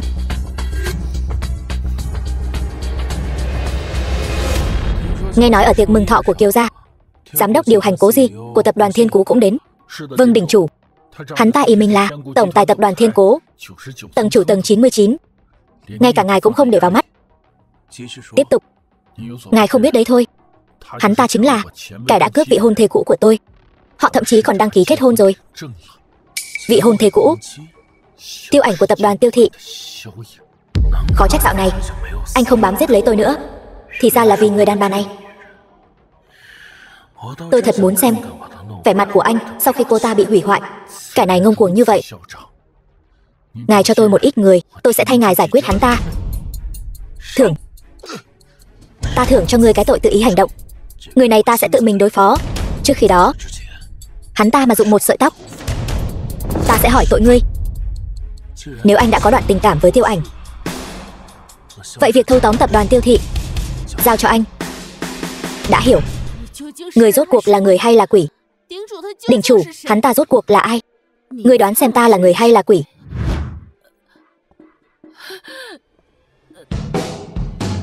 Sao lại là ngươi? Vậy là ngươi đã từng thấy khuôn mặt này ở đâu rồi sao? Tóm lại, đình chủ là người tuyệt đối không thể chọc vào. Đừng hòng điều tra thân phận và dung mạo của ngài ấy. Chỉ khi ngài ấy muốn gặp ngươi mới có thể gặp được ngài ấy. Bây giờ đình chủ đã lên tiếng, ta tạm thời giữ lại mạng của ngươi. Đợi đến khi hoàn thành nhiệm vụ của đình chủ, ân oán giữa chúng ta sẽ tính sau. Bày đặt ra vẻ chẳng qua là nhanh chân hơn một bước bám víu được đình chủ thôi. Nhưng lần này Tiêu Ảnh coi như là xong đời rồi. Quý tới, chúng ta sẽ tập trung vào loạt phim đỉnh lưu ác nữ và cùng tập đoàn Tiêu Thị phát triển IP. Đây chẳng phải là giám đốc điều hành mới nhậm chức sao? Nhìn cũng ra dáng đấy chứ.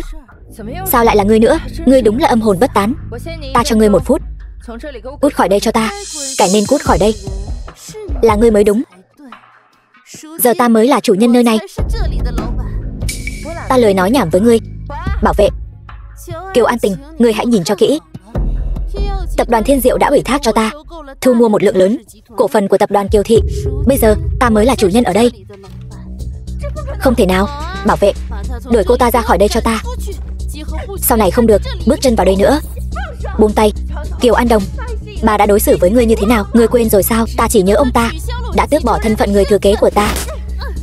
Đồ súc sinh vong ân bội nghĩa. Ngươi dám đánh ta? Ngươi điên rồi. Cố tổng, sao ngài lại tới đây? Tôi thấy cổ phiếu của tập đoàn dạo này biến động hơi thường xuyên, nên ghé qua xem sao. Cố gì? Anh có phải rất thích làm anh hùng cứu mỹ nhân không? Tiêu Ảnh con đàn bà lẳng lơ đó anh cũng chơi rồi. Sao nào? Giờ lại để ý đến chị tôi. Anh đúng là không kén chọn. Loại đàn bà bám víu vào loại hàng như Đoàn Tư Thần mà nói ra được những lời này cũng lạ thật. Còn chuyện hay ho hơn nữa cơ. Chỗ dựa của tôi bây giờ là đình chủ, là người mà ngay cả tập đoàn Thiên Cố của anh cũng không thể sánh bằng. Xem ra hắn thật sự đã trở lại. Việc này phải nhanh chóng giải quyết. Tiếng chuông điện thoại. Alo, Tiêu Ảnh tỷ, đã lâu không gặp. Ngươi đã làm gì với Kiều An Tình? Ngươi còn hơi sức lo cho người khác sao? Đừng vội, lập tức sẽ đến lượt ngươi. Alo phu nhân, tôi đang ở Kiều Thị, tôi có việc cần phải xử lý gấp. Chuyện tiếp theo cứ giao cho tôi, anh cứ đi đi. Tôi có việc phải đi xử lý. Tiêu Ảnh sẽ sớm đến thôi. Lâm trợ lý, an toàn của Kiều tổng giao cho anh, Cố tổng cứ yên tâm. Tỷ tỷ, xem ra người trong lòng Cố tổng chỉ có Tiêu Ảnh, không phải tỷ. Các dự án đầu tư gần đây đều bị rút vốn. Đây là khoản đầu tư 100 triệu đấy. Nghe nói tập đoàn Thiên Diệu trong thời gian ngắn đã thu mua nhiều công ty của chúng ta, cản trở sự phát triển của chúng ta. Tiêu tổng, cô là tổng tài, cô phải bày tỏ thái độ chứ. Chắc là nhắm vào tôi. Chuyện này để tôi xử lý.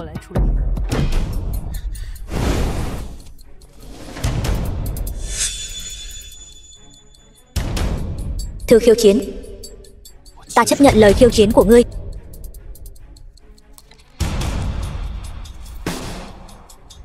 Báo ứng. Ngươi nghĩ ta vì sao lại trở nên như vậy? Tất cả đều là do các ngươi hại. Tiêu Ảnh tỷ, tỷ đến rồi. Tôi đợi tỷ lâu lắm rồi. Ngươi nhìn lại bộ dạng bây giờ của mình xem, có khác gì quái vật đâu. Cái chấp niệm của ngươi thật sâu sắc đấy. Chấp niệm của ta chính là ngươi. Ngươi chưa mất mạng, ta ngủ cũng không yên. Ta không rảnh đôi co với ngươi. Hội đồng quản trị còn đang đợi ta xử lý. Ngươi tưởng hôm nay các ngươi có thể chạy thoát khỏi đây sao? Bọn họ ở đây. Kiều An Đồng, chúng tôi nhận được tin cô đang uy hiếp tỷ tỷ của mình qua video. Còn nữa, hung thủ sát hại nữ minh tinh Tô Noãn có phải cũng là cô không? Kiều An Đồng, đối với 2 điểm cáo buộc vừa rồi, cô giải thích thế nào? Có phải cô vì tỷ tỷ cướp mất quyền thừa kế mà sinh lòng oán hận không? Cô và nữ minh tinh Tô Noãn có thù oán cá nhân gì không? Tôi chưa từng biết video nào cả. Bây giờ công nghệ phát triển như vậy, làm giả video rất dễ mà. Cái này cô giải thích thế nào?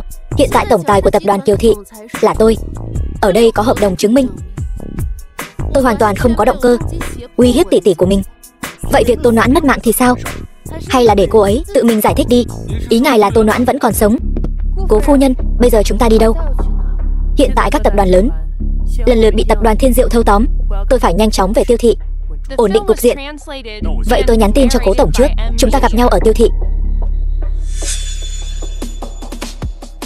Khốn nạn, để bọn chúng chạy mất rồi.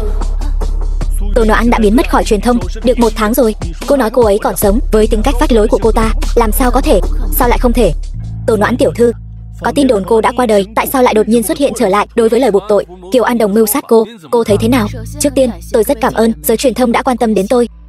Thực tế, tôi đã bị hãm hại, nhưng may mắn được người tốt cứu giúp, tôi mới có thể bình an vô sự đứng trước mặt mọi người. Có phải Kiều An Đồng đã mưu hại cô không? Người thực sự muốn hãm hại tôi là giám đốc điều hành tập đoàn Tiêu Thị Tiêu Ảnh. Cái gì? Kiều tiểu thư bị hãm hại, bao gồm cả việc tôi dính tin xấu ảnh nóng ở đoàn phim trước đây, đều là do Tiêu Ảnh một tay sắp đặt hãm hại. Hai người có thủ oán gì sao? Tại sao cô ta lại hãm hại cô? Đương nhiên là ghen tị rồi. Tất cả những gì cô ta làm đều là để đuổi tôi và Kiều tiểu thư ra khỏi vệ nữ, mượn danh nghĩa hợp đồng mời tôi đóng vai nữ phụ, ép tôi uống rượu, dàn dựng ảnh nóng, sau đó quấy rối tiệc mừng thọ của cha Kiều tiểu thư, khiến cô ấy mất tư cách người thừa kế. Cô ta không từ thủ đoạn nào cả, đương nhiên là ghen tị rồi.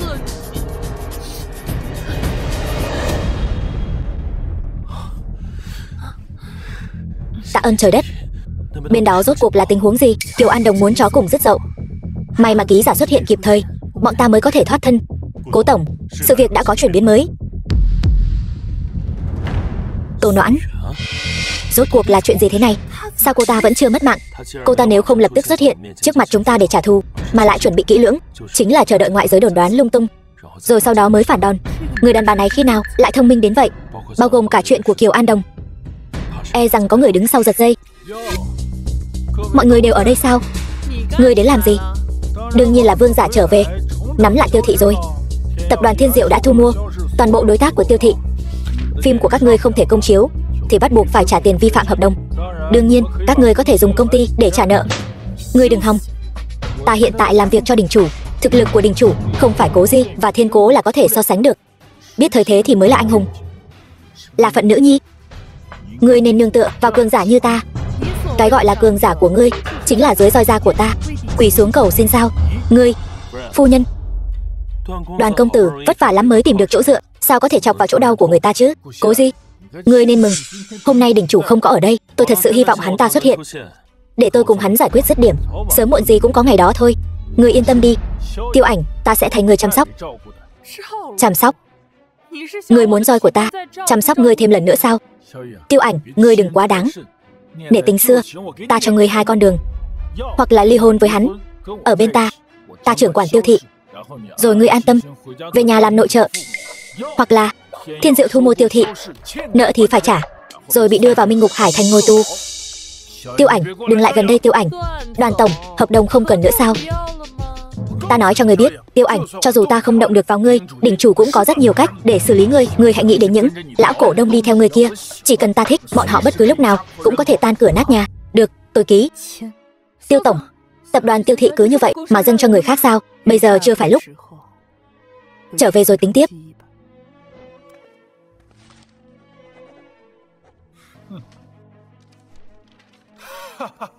Tiêu Ảnh, ngươi cũng có ngày hôm nay. Tự cho mình là leo được cành cao, đến lúc nguy cấp lại chẳng làm được gì. Nhắn lại với Kiều An Đồng và Tô Noãn, ta sẽ khiến các nàng từng bước rơi xuống vực thẳm. Chúng ta đi. Đoàn tổng, không giải quyết bọn họ để trừ hậu họa sao? Ta cần ngươi nói sao? Đỉnh chủ muốn tự giải quyết Cố Di, không cần chúng ta. Mắt thấy Kiều An Đồng lại lần nữa nắm quyền Kiều Thị, Tô Noãn đã mất mạng mà sống lại. Tất cả những điều này ta nghĩ đều không phải trùng hợp. Người đứng sau bọn họ có liên quan đến ta, nhưng hiện tại đây là bí mật thuộc về ngươi. Nếu hiện tại không muốn nói, ta sẽ không ép buộc ngươi. Ta chỉ hy vọng bất kể ta làm gì, ngươi đều phải tin tưởng ta, đợi ta.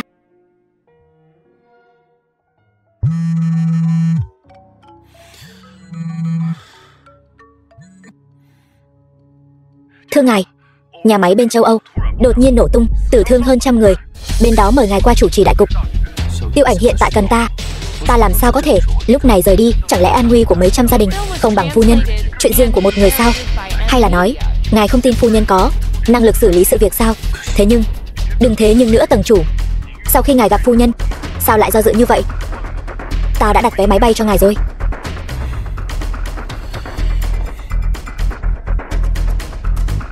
Có chuyện ta giải quyết nhanh sẽ về.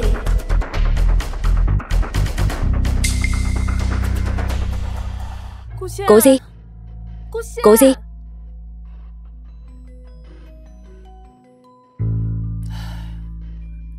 Thôi vậy, dù sao cũng là chuyện riêng của ta. Sao có thể kéo hắn vào?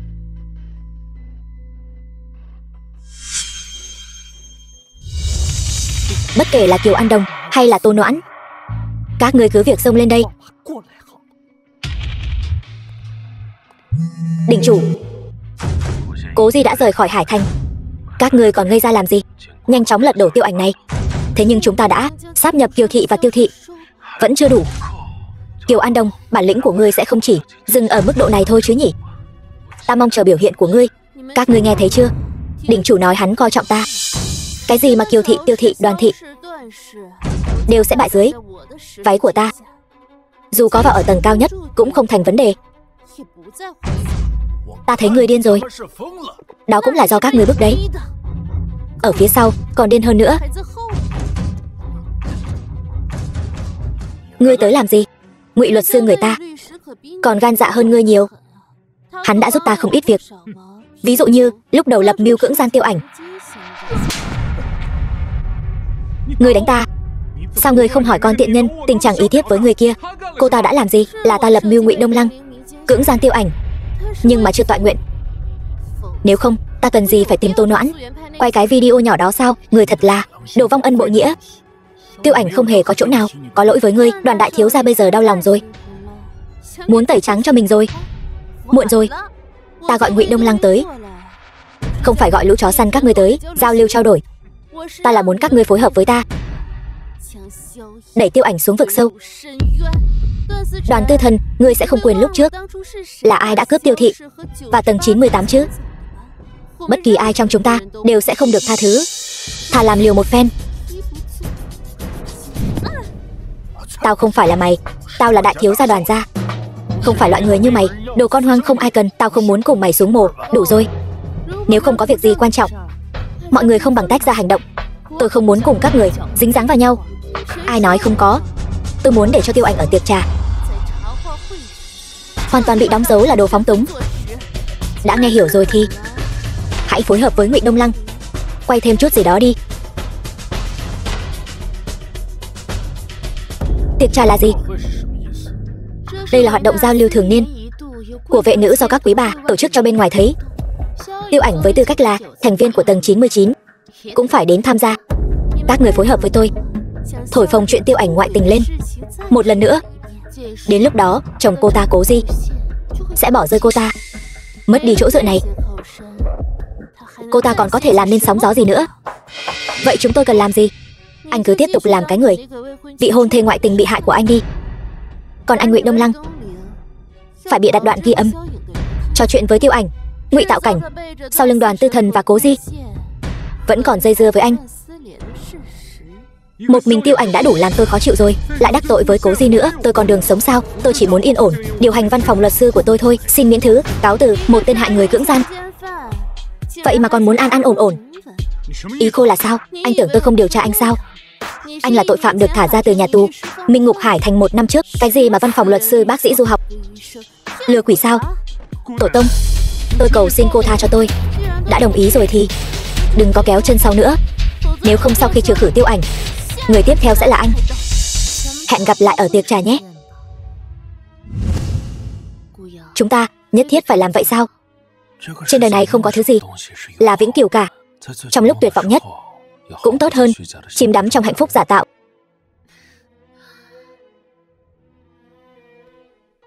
Alo, có nhớ chồng em không? Anh cố tình quay lại để chuẩn bị cho em một bất ngờ đấy. Cố đại thiếu gia trước tiên không từ mà biệt, bây giờ lại đột nhiên xuất hiện. Xem ra trong khoản vui chơi qua đường anh càng cao tay hơn rồi. Tôi còn phải chuẩn bị cho tiệc trà. Không có việc gì thì cúp đây. Em ấy đang nói cái gì vậy? Cái gì mà không từ mà biệt?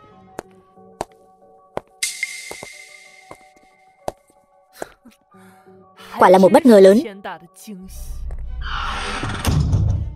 Đừng vội thế chứ. Hôm qua còn trầm mê trong điên loạn, hơn nữa lại chẳng có người ngoài. Nhưng Tiêu Ảnh biết anh đến chỗ tôi không? Đồ ngu xuẩn đó. Còn thật sự tưởng tôi sẽ ủng hộ cô ta. Tất cả những thứ này bất quá chỉ là một trò chơi. Trước tiên dùng quyền thế của tôi đẩy cô ta lên đỉnh cao, sau đó lại rút củi đáy nồi, cho cô ta ngã thật đau. Anh với cô ta lại không có thâm cừu đại hận gì. Cớ sao phải phí sức như vậy? Bởi vì Vệ Nữ là sân khấu tốt nhất, mà cô ta Tiêu Ảnh là nữ chính bi kịch hay nhất. Giống như câu chuyện của nàng tiên cá. Chúng ta cho cô ta hy vọng, sau đó lại để cô ta biến thành bọt biển, chẳng phải rất hay sao? Cô là nữ diễn viên, cô biết mà. Nhìn bộ dạng vanh váo tự đắc của cô ta, thật sự rất buồn cười. Buồn cười là đúng rồi, cái hay hơn nữa còn ở phía sau.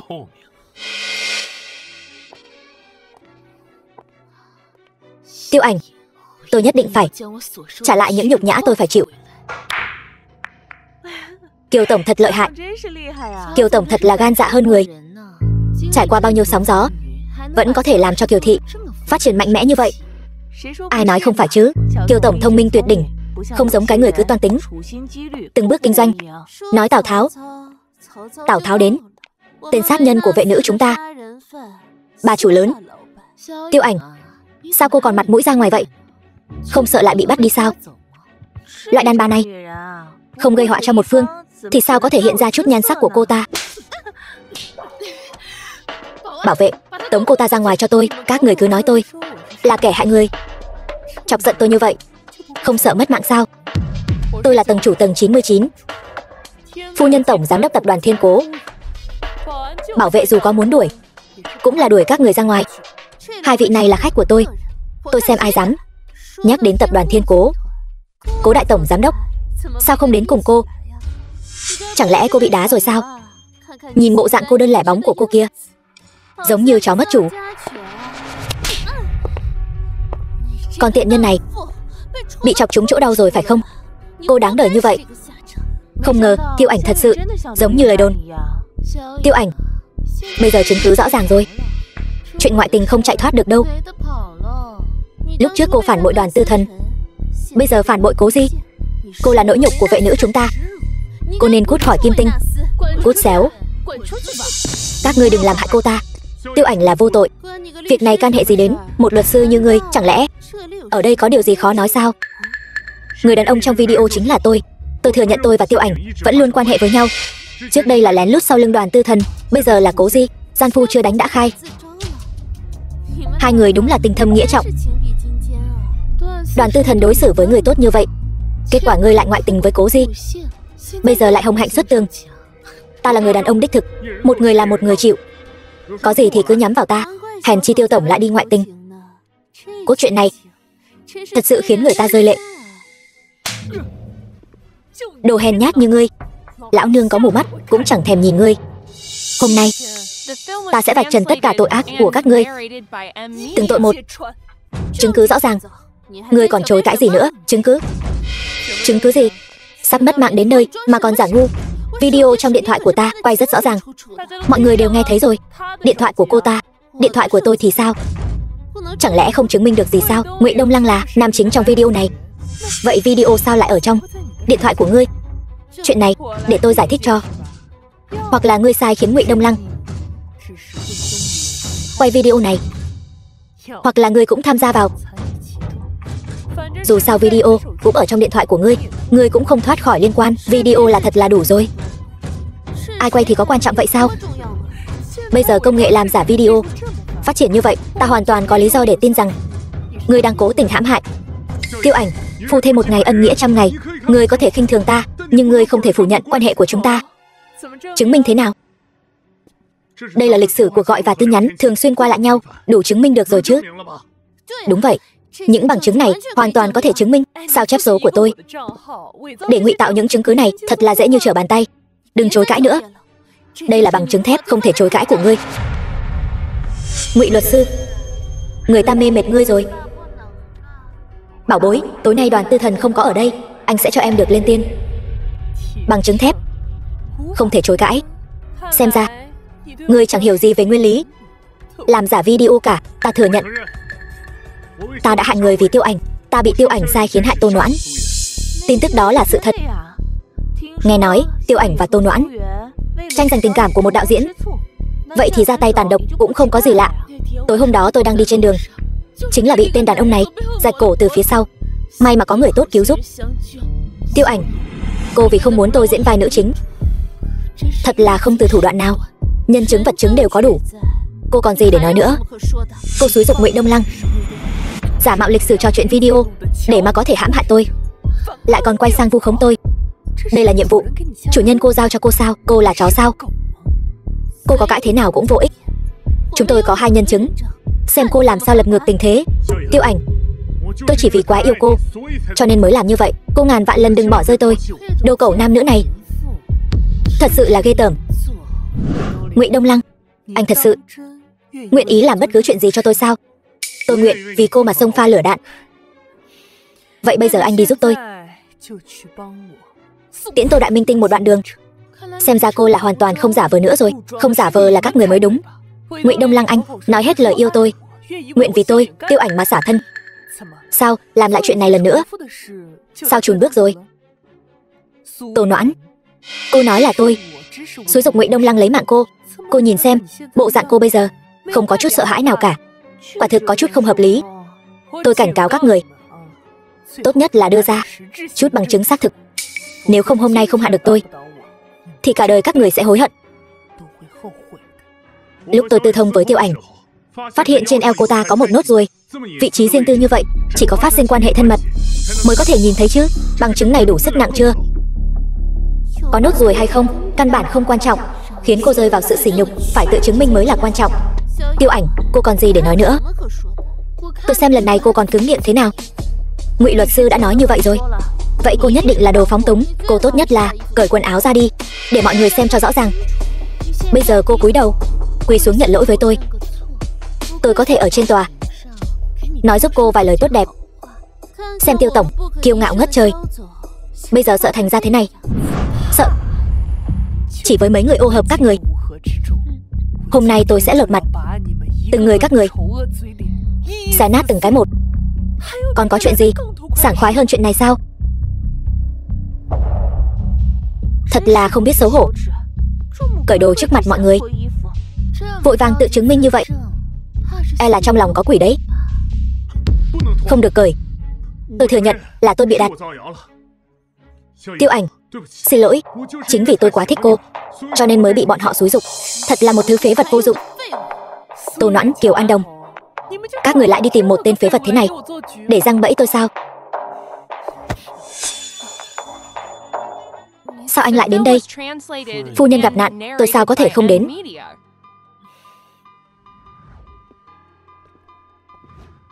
Đây là chuyện giữa phụ nữ bọn ta. Mọi chuyện xảy ra ở đây tôi đều biết cả rồi. Tiêu Ảnh, dù cho cô có ngoại tình, tôi cũng sẽ tha thứ cho cô. Anh đang nói nhăng cuội gì vậy?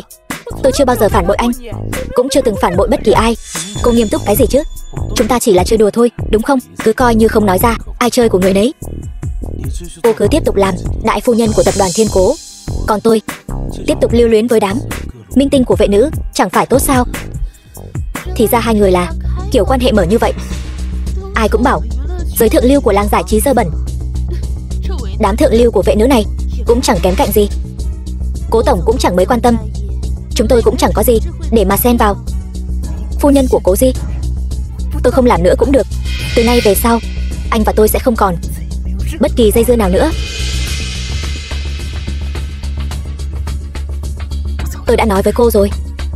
Nhìn bộ dạng cô ta ngã sấp mặt kia, buồn cười thật.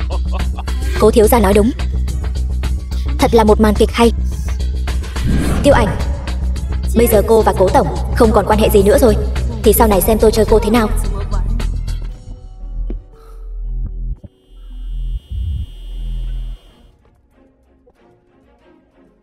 Con nhỏ này được đấy chứ.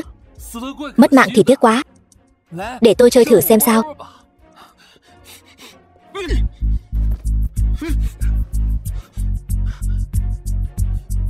Tiêu Ảnh, Tiêu Ảnh, tỉnh lại đi. Mấy ngày nay ai đã khiến cô ra nông nỗi này?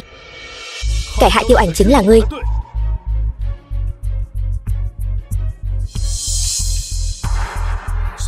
Tiêu Ảnh, các người là ai? Điển ngục trưởng là ta, Tần Úy đây. Tiêu Ảnh, Anh là chồng em, Cố gì đây? Nếu không phải tại anh, Điển Ngục trưởng sao lại ra nông nỗi này? Tiêu Ảnh, rốt cuộc em làm sao vậy? Điển Ngục trưởng, các người đừng lại gần. Cố gì? Nếu Điển Ngục trưởng không thể hồi phục, tôi nhất định sẽ huyết tẩy vệ nữ. Đừng nói là tập đoàn Thiên Cú của anh, cho dù là cả Hải Thành, tôi cũng không để vào mắt. Người muốn huyết tẩy vệ nữ nhất chính là tôi. Anh làm gì vậy? Thả tôi ra, tôi sẽ lo liệu cho Tiêu Ảnh. Nếu anh không yên tâm thì cứ đến lấy mạng tôi bất cứ lúc nào. Khử anh chỉ là chuyện trong nháy mắt, nhưng Điển Ngục trưởng sẽ đau lòng. Cho anh mấy ngày, đừng để tôi thất vọng. Không cần anh nói, tôi sẽ làm được. Xin lỗi Cố tổng, vị tiểu thư này đã bị khai trừ rồi. Anh đưa cô ấy về như vậy khiến chúng tôi rất khó xử. Không muốn làm thì đừng làm. Ta xem thử ai dám cản ta. Còn nữa, người bị sa thải. Ngươi thật sự không phải người xấu sao? Ta là người trên thế gian này yêu người nhất. Ngươi gạt người. Người yêu ta nhất rõ ràng là cậu của ta. Vậy ta sẽ thay cậu ngươi, mãi mãi bảo vệ ngươi. Thật sao? Vậy ngươi kể ta nghe một câu chuyện đi. Ta muốn nghe một câu chuyện ta chưa từng nghe. Câu chuyện sao? Ngày xưa có một cô bé trong rừng phát hiện ra một tòa lâu đài phép thuật. Cô bé leo lên, leo mãi, 1 tầng, 2 tầng.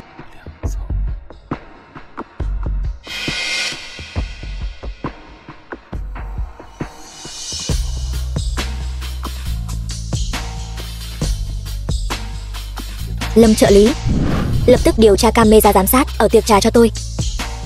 Ngay lập tức.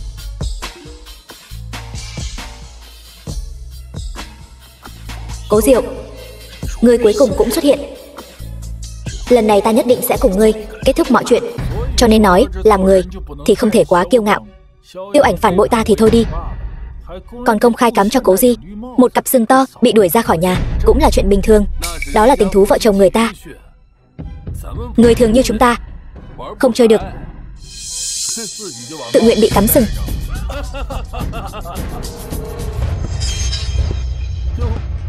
Hắn không phải đã đến rồi sao? Đoàn Tư Thần, hôm nay ta nhất định phải khiến ngươi vĩnh viễn không nói nên lời, thay đổi 180 độ. Ngươi tự nhận lấy cặp sừng của Tiêu Ảnh. Ngươi nổi giận với bọn ta làm gì? Đúng vậy, lúc đầu là chính ngươi xác định Tiêu Ảnh ngoại tình. Ngươi nghe thấy chưa? Mọi người đều có thể làm chứng, cả vệ nữ đều biết. Hai người các ngươi tự mình chơi đùa. Cố tổng, khi nào cho chúng tôi mượn vợ chơi vậy? Tôi vừa mới hết lạch múi giờ, vừa hay vận động một chút. Cố Di, quân tử động khẩu không động thủ. Báo cảnh sát. Cứu mạng. Kiều An Đồng, tai nạn xe của vợ ta nhất định là do ngươi sắp xếp đúng không? Ta tuyệt đối sẽ không tha cho ngươi. Tô Noãn, cô ta nhất định biết chuyện này. Cố Diệu, đứng lại đó cho ta. Ta biết ngươi ở gần đây. Cho dù bây giờ ta không bắt được ngươi, chuyện này ta cũng sẽ không bỏ qua đâu. Ta nói cho ngươi biết, bây giờ ta rất hạnh phúc. Đây là điều mà loại người tâm lý vặn vẹo như ngươi vĩnh viễn không thể hiểu được. Ta và Tiêu Ảnh sẽ tổ chức hôn lễ sau 7 ngày nữa tại vệ nữ. Loại người như ngươi trốn trong góc tối, lên kế hoạch cho tất cả mọi chuyện, nhất định không dám lộ diện đúng không? Cố Diệu, ngươi chẳng phải không thể chịu đựng việc ta hạnh phúc sao? Ta xem ngươi có thể trốn đến khi nào. Dù sao ngươi cũng là em trai của ta, chắc chắn sẽ không trốn tránh chứ. Ta mong đợi sự xuất hiện của ngươi.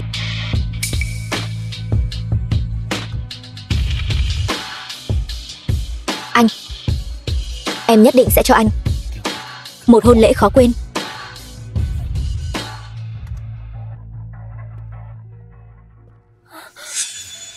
Sao huynh lại đột ngột bỏ đi như vậy? Trời tối quá, ta sợ lắm. Tiểu ngốc, ta không phải đã quay lại rồi sao? Ta thấy đèn cũng chẳng bật.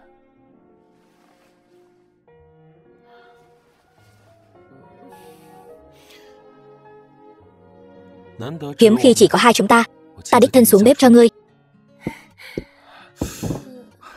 Chỉ vậy thôi sao? Chuyện này có nguyên do cả. Ta vốn định làm món đậu phụ tứ xuyên, nhưng lại phát hiện không có ớt. Định làm món sườn xào chua ngọt thì lại hết giấm, nên đành phải làm món này. Mau, ăn đi. Thế nào? Tất cả đều tại ta, khiến ngươi phải chịu đựng những điều khó khăn này. Ta thề rằng, quãng đời còn lại, ta sẽ không bao giờ rời bỏ ngươi. Nhưng ta vẫn chưa hiểu huynh. Vậy thì chúng ta hãy dùng phần đời còn lại để hiểu rõ đối phương. Ta không biết phải trả lời thế nào. Ta chỉ cảm thấy vừa nhìn thấy huynh, chỗ này của ta lại đau, lại khó chịu. Không sao, cứ thuận theo trái tim mình là được. Hình như ta vừa nằm mơ. Trong mơ, ta rời khỏi một tòa lâu đài phép thuật. Rồi, ta bị mất trí nhớ. Chắc chắn là bởi vì người đã trốn khỏi yến tiệc của vương tử, nên phép thuật mới mất hiệu lực. Huynh là vương tử sao? Không giống sao? Chẳng giống chút nào. Vậy ta sẽ tổ chức cho công chúa của ta một hôn lễ thật long trọng, được không?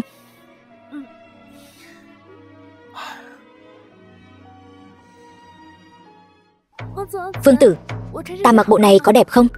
Đẹp. Công chúa mặc gì cũng đẹp. Tiên sinh, tôi rất hiểu tâm trạng tân hôn của ngài và phu nhân. Cửa hàng áo cưới chúng tôi, một khi đã thử thì không đổi trả. Ngươi không thấy vợ tôi thích sao? Có mắt như mù sao? Được rồi, tôi nói mà, khí chất của phu nhân, không phải diễn viên thì cũng là tiểu thư khuê các. Tôi quẹt thẻ cho ngài đây. Vương tử, huynh thấy thế này có đẹp không? Đẹp. Ta tưởng là cái gì? Hóa ra là hai đôi giày rách trụm lại với nhau. Tiêu Ảnh, giờ biết bộ mặt hắn rồi. Trong buổi trà chiều, người lén lút bỏ đi, trở nên thảm hại thế này. Tất cả những điều này đều là do ngươi tự chuốc lấy. Kiều An Đồng, những gì ngươi làm hôm nay, ta không thể coi như không thấy. Cố Di, ngươi đừng giả vờ nữa. Ngươi cũng giống như những tên đàn ông ở vệ nữ, ăn trong bát, nhìn trong nồi. Hôm trước, kẻ đuổi Tiêu Ảnh ra khỏi vệ nữ, không phải chính là ngươi sao?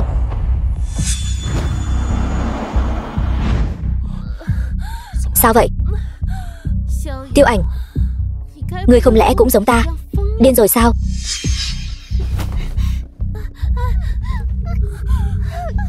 Đừng như vậy, sẽ mất mạng đấy. Một tuần nữa, ta và Tiêu Ảnh sẽ tổ chức hôn lễ tại cung điện vệ nữ. Đến lúc đó, ngươi đừng đến tay không đấy.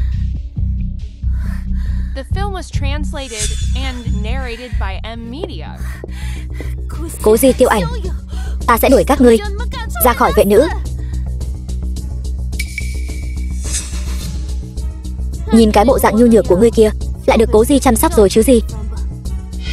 Kiều đại tổng tài, tôi thấy cô cũng chẳng khá hơn gì. Ít ra tôi đã đuổi được Tiêu Ảnh ra khỏi vệ nữ, anh làm được không? Nói cho cùng, cái đống lộn xộn này chẳng phải đều do cô gây ra sao? Lúc nào cũng thấy cái tốt của người khác, rồi tìm mọi cách chiếm đoạt. Đồ cha nam như anh, còn mặt mũi mà nói người khác. Cố Di đã hạ chiến thư với chúng ta rồi. Hai người còn tâm trạng cắn xé nhau ở đây sao? Đỉnh chủ muốn gặp hai người, còn không mau đi theo tôi. Con hồ ly tinh, lên mặt cái gì? Vị trí bên cạnh đỉnh chủ sớm muộn gì cũng là của tôi. Đỉnh chủ, người đã tới.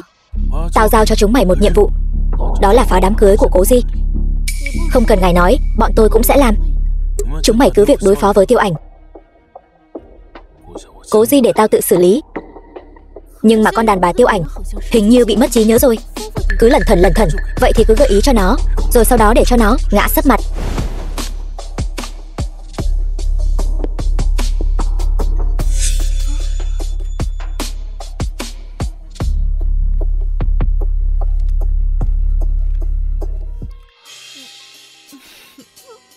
Anh nhìn lại anh xem. Trước đây tôi đâu có lộn thuộm như vậy. Chắc chắn là gặp em nên mới học hư. Anh cứ chém gió đi. Anh nấu một bát cháo trắng mà cũng có thể ba hoa với em cả buổi. Có phải sau khi gặp em là anh quên luôn cách nấu cơm rồi không? Vậy thì anh thà làm kẻ vô dụng cả đời để em nuôi. Mặt anh dày thật đấy. Nếu thật sự có ngày đó, em nhất định sẽ đá anh cho đến khi anh quỳ xuống cầu xin làm lại cuộc đời. thì em mới tha cho anh. Thật ra thì em cảm thấy mọi thứ hiện tại đều rất không thực. Em hình như có một việc nhất định phải hoàn thành, nhưng em lại có chút kháng cự. Em sợ vì thế mà làm tổn thương anh. Em đã từng nghi ngờ anh đang lừa dối em, nhưng em phát hiện bây giờ em càng ngày càng dựa dẫm vào anh. Có lẽ việc anh gặp em không phải là ngẫu nhiên. Anh cũng vẫn luôn tìm kiếm một người. Anh đã từng hồn siêu phách lạc vì cô ấy, cho đến khi gặp em, anh mới nhận ra trong lòng anh không còn chỗ cho ai khác. Anh nên nói lời tạm biệt với đoạn tình cảm này. Thế giới của anh có em là đủ. Không được. Đây là hồi ức của anh, là bảo vật riêng của anh. Em tin rằng sau này chúng ta nhất định có thể tạo ra nhiều kỷ niệm hơn.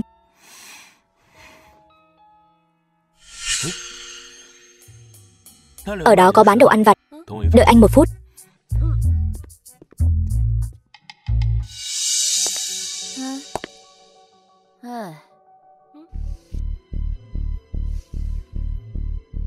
Sao rồi? Ảnh thân mật của tao và Cố Di. Tao còn có thứ mày sẽ thích hơn. Chúng ta đổi chỗ nói chuyện. Tiêu Ảnh kiêu ngạo ngất trời. Sao lại ra nông nỗi này? Cố Di chắc chắn mừng rớt nước mắt. Không thể nào. Cố Di không phải loại người đó.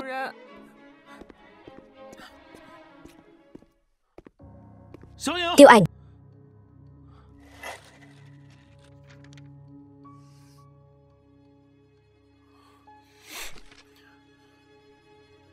Con ngu ngốc đó lại thật sự nghĩ tao sẽ ủng hộ cô ta. Tất cả những điều này chẳng qua chỉ là một trò chơi của ta. Hy vọng quyền thế của ta sẽ đưa cô ta lên đỉnh cao, rồi sau đó rút củi đáy nồi, khiến cô ta ngã đau đớn. Ta đã nói với ngươi rồi. Ngươi xem dáng vẻ nàng ta ngã sấp mặt, buồn cười biết bao. Xem ra ngươi đã nhớ lại hết rồi nhỉ. Đỡ tốn nước bọt của ta. Ngươi còn chưa biết sao, vụ tai nạn xe của ngươi cũng là do Cố Di sắp đặt. Hắn thích nhìn ngươi tràn đầy hy vọng, rồi lại thất vọng ê chề. Ta bỗng nhiên hiểu được thú vui của hắn. Giày vò ngươi như vậy quả thật rất sướng. Sao không nói gì nữa vậy? Sợ rồi sao? Vậy ta sẽ tiến ngươi đoạn đường cuối cùng.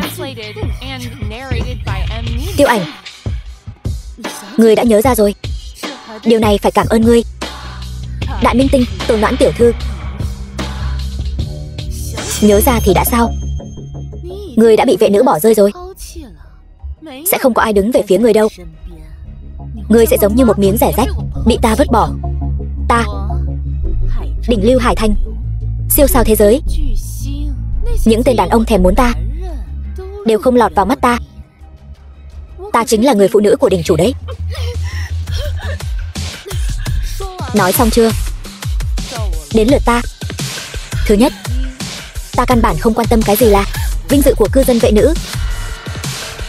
Thứ hai, ta hoàn toàn có thể dựa vào một mình ta để hoàn thành việc báo thù. Thứ ba, không ngại nói cho ngươi một bí mật. Ta đã trọng sinh một lần. Ngươi có bị làm sao không vậy? Trọng sinh?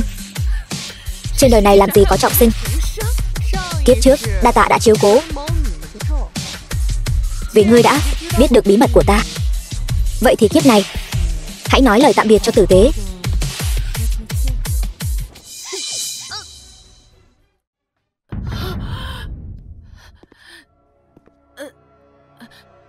Đỉnh chủ, cứu tôi với. Với năng lực của ngài, nhất định có thể cứu tôi đúng không? Ngươi đúng là đồ ngu ngốc. Còn thật sự tưởng ta sẽ giúp ngươi. Tất cả những điều này chẳng qua là một trò chơi của ta. Dùng quyền thế của ta đưa ngươi lên đỉnh cao, rồi sau đó rút củi đáy nồi để ngươi ngã sấp mặt. Đỉnh chủ, ngài đang lừa tôi đúng không? Bộ dạng bây giờ của ngươi kia buồn cười lắm. Đỉnh chủ, đỉnh chủ, đỉnh chủ. Bây giờ tỉnh táo lại chút chưa? Tiêu Ảnh. Chuyện gì vậy? Không phải ngươi mất trí nhớ rồi sao? Nhờ phúc của các ngươi, bây giờ ta thấy khá hơn nhiều rồi. Ngươi mau thả ta ra. trong buổi tiệc trà. Nếu không phải ta giúp ngươi giải vây thì ngươi căn bản không thoát được đâu. Ta khuyên ngươi đừng làm chuyện ngu ngốc. Lần sau sẽ không chỉ quay video đơn giản như vậy đâu. Ta sẽ giày vò ngươi mỗi ngày, khiến người sống không yên thân. Quên cố Di tên nhu nhược đó đi.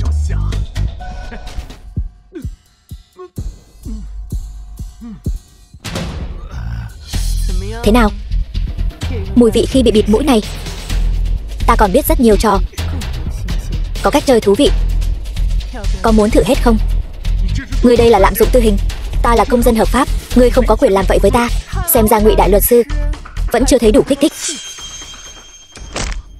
Tiêu Ảnh, ta thích nàng như vậy. Nàng không nên đối xử với ta như thế. Nếu không phải vẫn còn lưu giữ ký ức kiếp trước, ta thiếu chút nữa đã tin rồi. Ngụy Đông Lăng, ta tuyên án người tử hình, lập tức thi hành. Ngươi có quyền gì xử trí ta như vậy? Ngươi là điển ngục trưởng sao? Trùng hợp thay, ta chính là điển ngục trưởng, là kẻ báo thù trở về từ địa ngục. Khó trách ngươi ra vào nơi đây tự do như vậy, cho nên mới nói các ngươi ngu xuẩn. Đấu với ta lâu như vậy, ngay cả nghề nghiệp chính của ta là gì cũng không biết. Điển ngục trưởng, tôi sai rồi. Tôi nguyện lập công chuộc tội. Tôi giúp ngài trừ khử Đoàn Tư Thần và Kiều An Đồng. Ta không chỉ muốn xử trí bọn chúng, mà những kẻ đã giúp đỡ chúng, ta đều muốn điều tra rõ ràng. Ngươi muốn nói đến đỉnh chủ? Sao vậy? Sợ rồi. Tôi nhất định hoàn thành nhiệm vụ. Ngụy Đông Lăng, hiện tại sinh mạng của ngươi đã bước vào giai đoạn đếm ngược. Tự lo liệu đi. Điển ngục trưởng, người đó muốn gặp ngài, cho hắn vào đi. Vâng. Kẻ đến rồi cũng phải đến. Ta muốn xem hắn còn gì để chối cãi. Phu nhân, ta lúc trước ở vệ nữ đã nói rất rõ với ngươi rồi. Ngươi và ta sau này không còn bất kỳ quan hệ nào nữa. Ta cũng không còn là phu nhân của Cố đại tổng tài nữa. Ta sẽ dùng cách của mình để đòi lại công bằng cho bản thân. Tiêu Ảnh, nàng nghe ta giải thích được không? Ngươi còn gì để giải thích nữa? Chúng ta chỉ là mối quan hệ chơi bời mà thôi. Hay là Cố đại tổng tài ngươi muốn mặt dày mày dạn nói với ta rằng những gì ngươi nói trước đây cứ coi như chưa từng xảy ra? Người ngươi gặp ở tiệc trà là em trai song sinh của ta, Cố Diệu. Ngươi có phải vừa đầu tư một bộ phim nên mới kích thích linh cảm của ngươi bịa ra loại lời nói dối vụng về này cho ta? Ta nói từng câu đều là sự thật. Bọn ta là anh em sinh đôi, nhưng cậu ấy lại có tài năng vượt xa ta. Cậu ấy là thiên tài xứng đáng, nhưng cũng chính vì vậy mà cậu ấy đánh mất sự đồng cảm của con người. Ban đầu cậu ấy giải phẫu chim bồ câu, mèo chó, cuối cùng là người sống. Cũng chính vì vậy mà cậu ấy đã đánh mất tư cách thừa kế tập đoàn Thiên Cố. Đủ rồi, tôi không muốn nghe anh nói những lời dối trá này nữa. Tôi chỉ tin vào những gì mình thấy. Nếu em thực sự hận tôi, tại sao em vẫn đeo chiếc nhẫn tôi tặng? Cố Diệu muốn đối phó với tôi không muốn liên lụy đến em. Nếu chúng ta chia tay mà em thực sự hạnh phúc thì tôi chọn buông tay.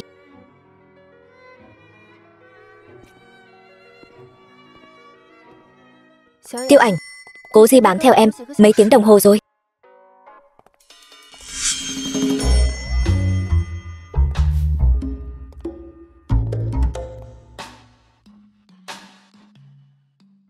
Hai người làm lành rồi chứ? Nhìn Cố Di si tình kia, đâu có ra dáng bá đạo tổng tài gì. Anh ta tự mình đa tình thôi. Tụi tôi căn bản không cùng đường, sau này cũng sẽ không có bất kỳ dính dáng gì. Giờ tôi thậm chí còn chẳng muốn gặp anh ta. Sao lại là cháo trắng nữa vậy? Cháo trắng mới bổ dưỡng. Sao, chế đãi ngộ ở đây kém cỏi sao? Không phải, tôi vừa nhìn thấy thứ này là lại nhớ đến cái tên phiền phức đó. Lâm trợ lý, thứ tôi cần sao vẫn chưa mang đến? Tôi đến ngay. Ai vậy? Không biết, cô có hẹn ai sao? Cái gì vậy? Ai tặng vậy? Còn ai vào đây nữa? Tiêu Ảnh, anh ta lãng mạn quá. Nếu tôi gặp được người đàn ông một lòng một dạ với mình như vậy thì tôi không nỡ buông tay đâu. Đâu có tốt như cô nói.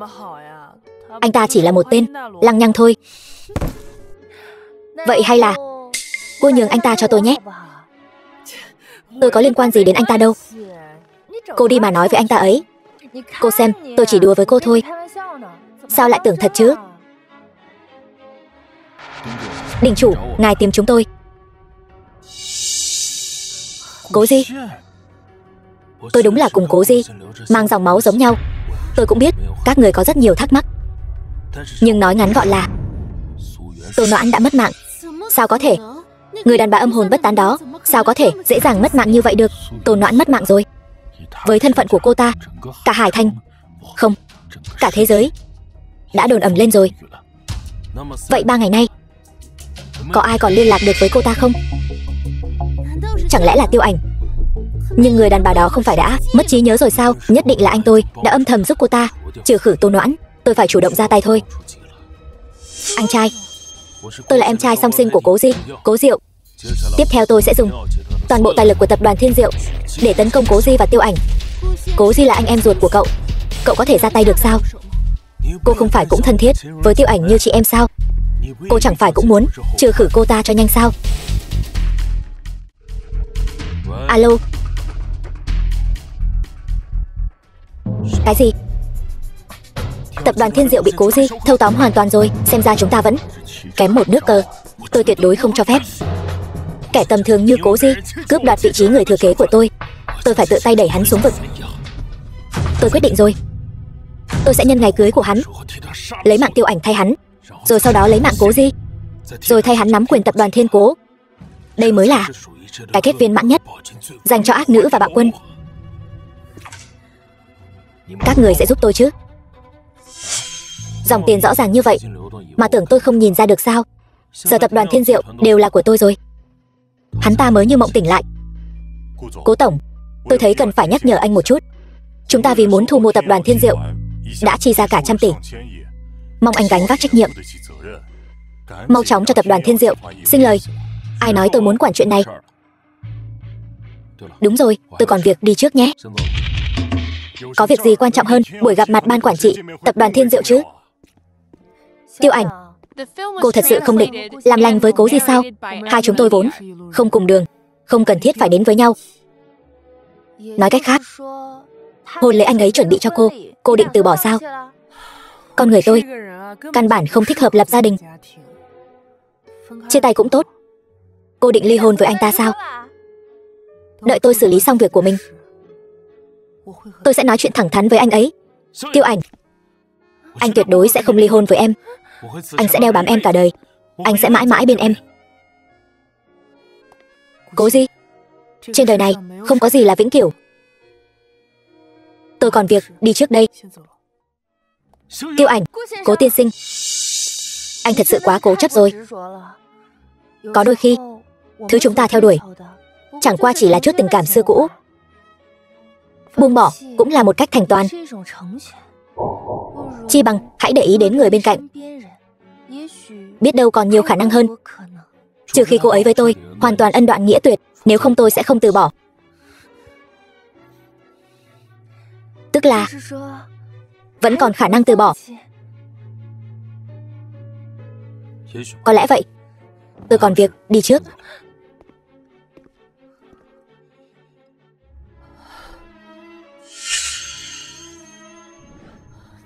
Bông tai đó là của tôi. Thì ra chúng ta đã gặp nhau từ trước. Điền ngục trưởng, ngài xem. Đây là video tôi liều mạng quay được. Tôi là em trai song sinh của Cố Di, Cố Diệu. Hóa ra thật sự không phải.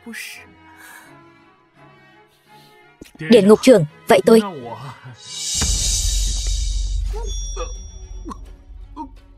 ta không lấy mạng ngươi ngay lập tức. Nhưng nếu may mắn, trước khi ngươi mất vì thiếu máu, sẽ có người phát hiện ra ngươi. Ngươi không nên đối xử với ta như vậy. Phu nhân, tôi tìm cô đã lâu. Cố Di đâu? Tôi muốn tìm anh ta. Bây giờ có một chuyện rất quan trọng, nhất định phải là cô. Mau đi theo tôi.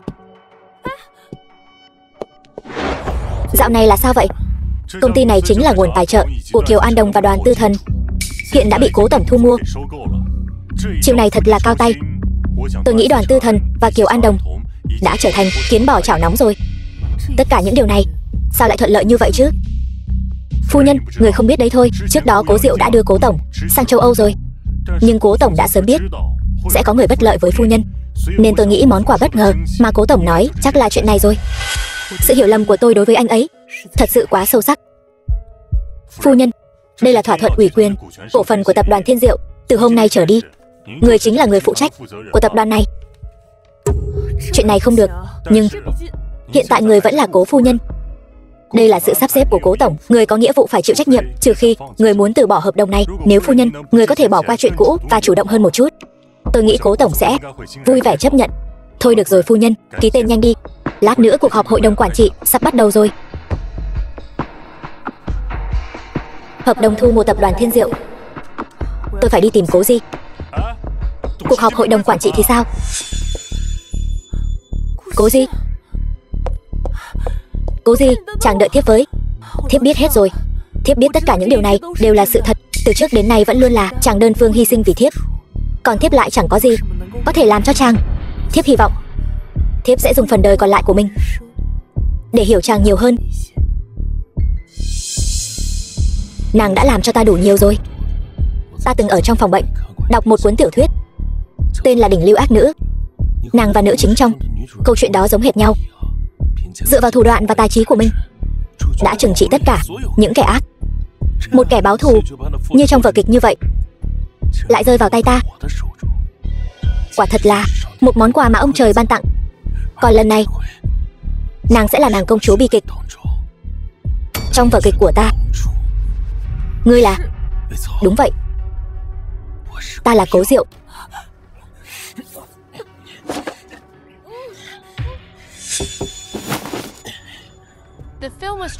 Lần này chỉ cần đợi hoàng tử xuất hiện thôi.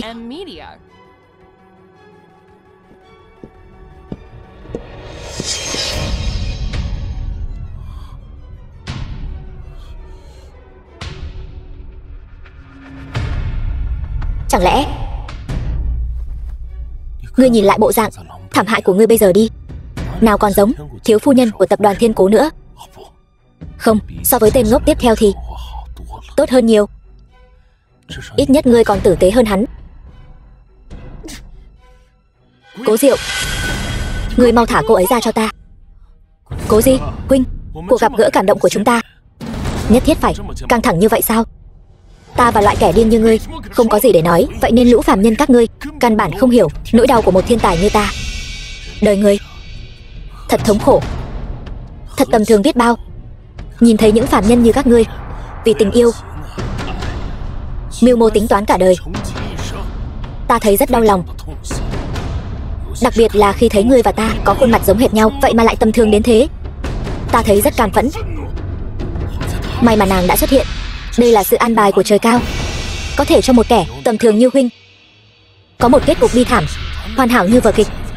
Đây chính là Othello và Desdemona trong đời thực sao? Chẳng phải tốt lắm sao? Ta và một kẻ điên cuồng mất trí như ngươi chẳng có gì để nói.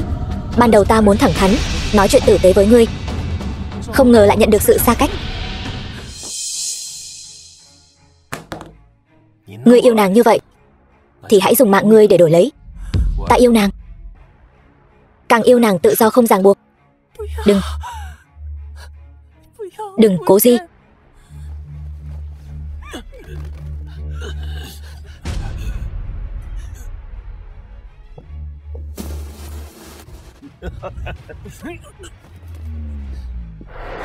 Dám chơi ta sao?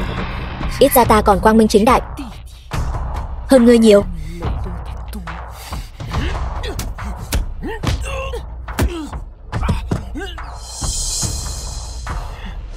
Ta có rất nhiều thời gian để đấu với ngươi, nhưng hắn thì chưa chắc. Chúng ta gặp lại sau. Lần tới gặp lại sẽ là trận chiến sinh tử.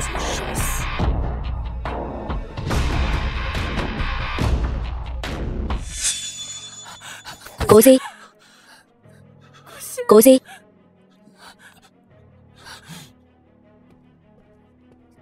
Thế nào rồi? Bác sĩ nói sao? Phu nhân, cậu nói đi chứ. Tự bà xem đi. Giấy báo bệnh tình nguy kịch. Chuyện này là sao? Cố Di, Tiêu Ảnh, nhất định phải tha thứ cho tôi. Những biến cố này cũng không phải là tôi muốn. Tôi chỉ cầu xin em tha thứ cho tôi. Tôi tha thứ. Đã tha thứ cho anh từ lâu rồi.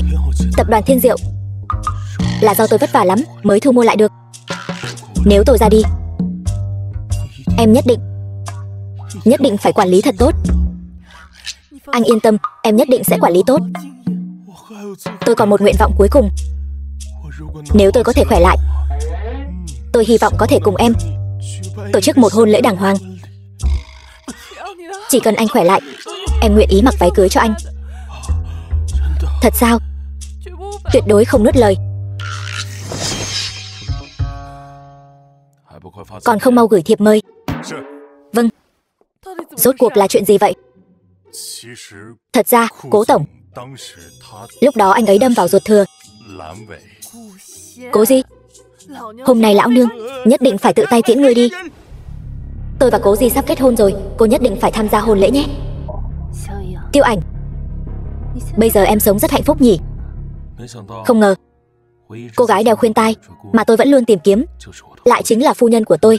Nếu không có Cố Diệu, bây giờ chúng ta đã hạnh phúc biết bao. Bây giờ tôi cũng rất hạnh phúc. Nhưng mà đừng nhưng nhị gì nữa, chẳng giống người chút nào. Ta biết cuộc hôn nhân này nhất định sẽ dẫn đến Cố Diệu, Kiều An Đồng, Đoàn Tư Thần bọn chúng lại. Nhưng từ khi ta bước vào vệ nữ, khoảnh khắc đó ta đã chuẩn bị sẵn sàng để trở thành một ác nữ. Chính vì có ngươi, sự trả thù của ta mới có thể thuận lợi như vậy. Ta muốn cảm ơn chàng, vương tử của ta, người sẵn lòng hóa thành bạo quân của ta. Ta cũng cảm ơn ngươi đã chịu mang xiềng xích làm nữ nhân của ta. Phải là ta cảm ơn ngươi mới đúng, khiến cho cuộc đời ta có thêm một khả năng khác. Sao tự nhiên lại khách sáo thế? Cố tổng đã phát hiện ra động hướng của Cố Diệu.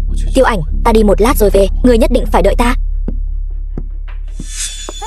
An Tình, ngươi đến rồi. Ngươi mau giúp ta xem mái tóc này, cái này. Tiêu Ảnh, ngươi thật hạnh phúc. Không giống ta, rõ ràng là thiên kim Kiều gia, lại bị con tiện nhân Kiều An Đồng kia chiếm đoạt.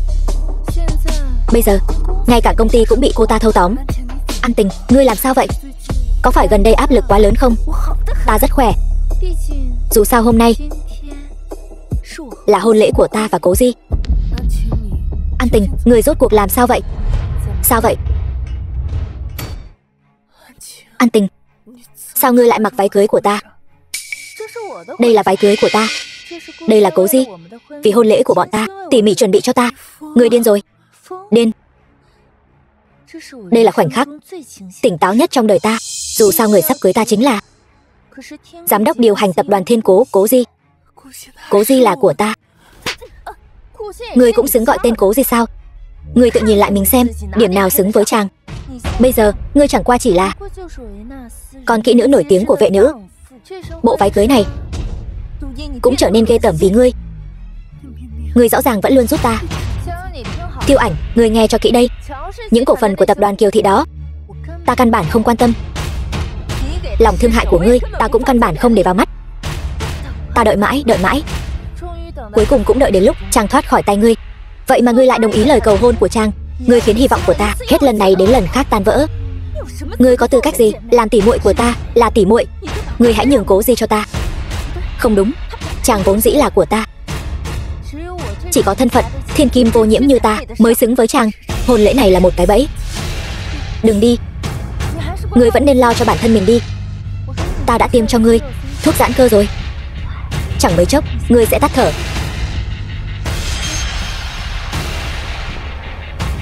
An Tình,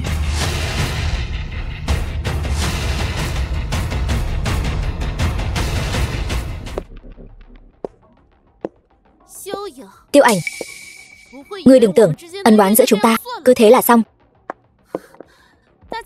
Mọi người mau nhìn xem, con đàn bà lăng loàn của vệ nữ vậy mà giữa ban ngày ban mặt lại ngang nhiên tiến vào nơi thần thánh này. Thật chẳng có chút liêm sỉ nào. Thật đúng là chưa từng nghe thấy bao giờ.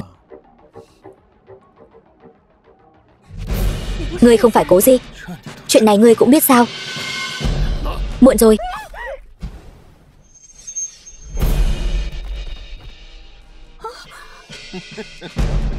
Thật đáng thương.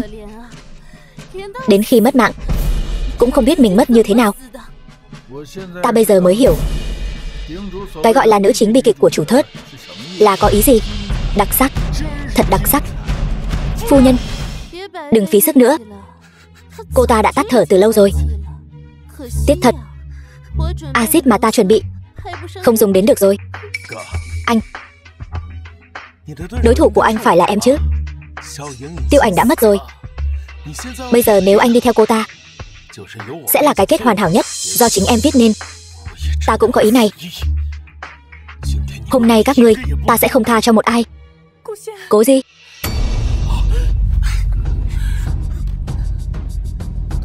May nhờ Tần Quý cứu tôi kịp thời. Không thể nào.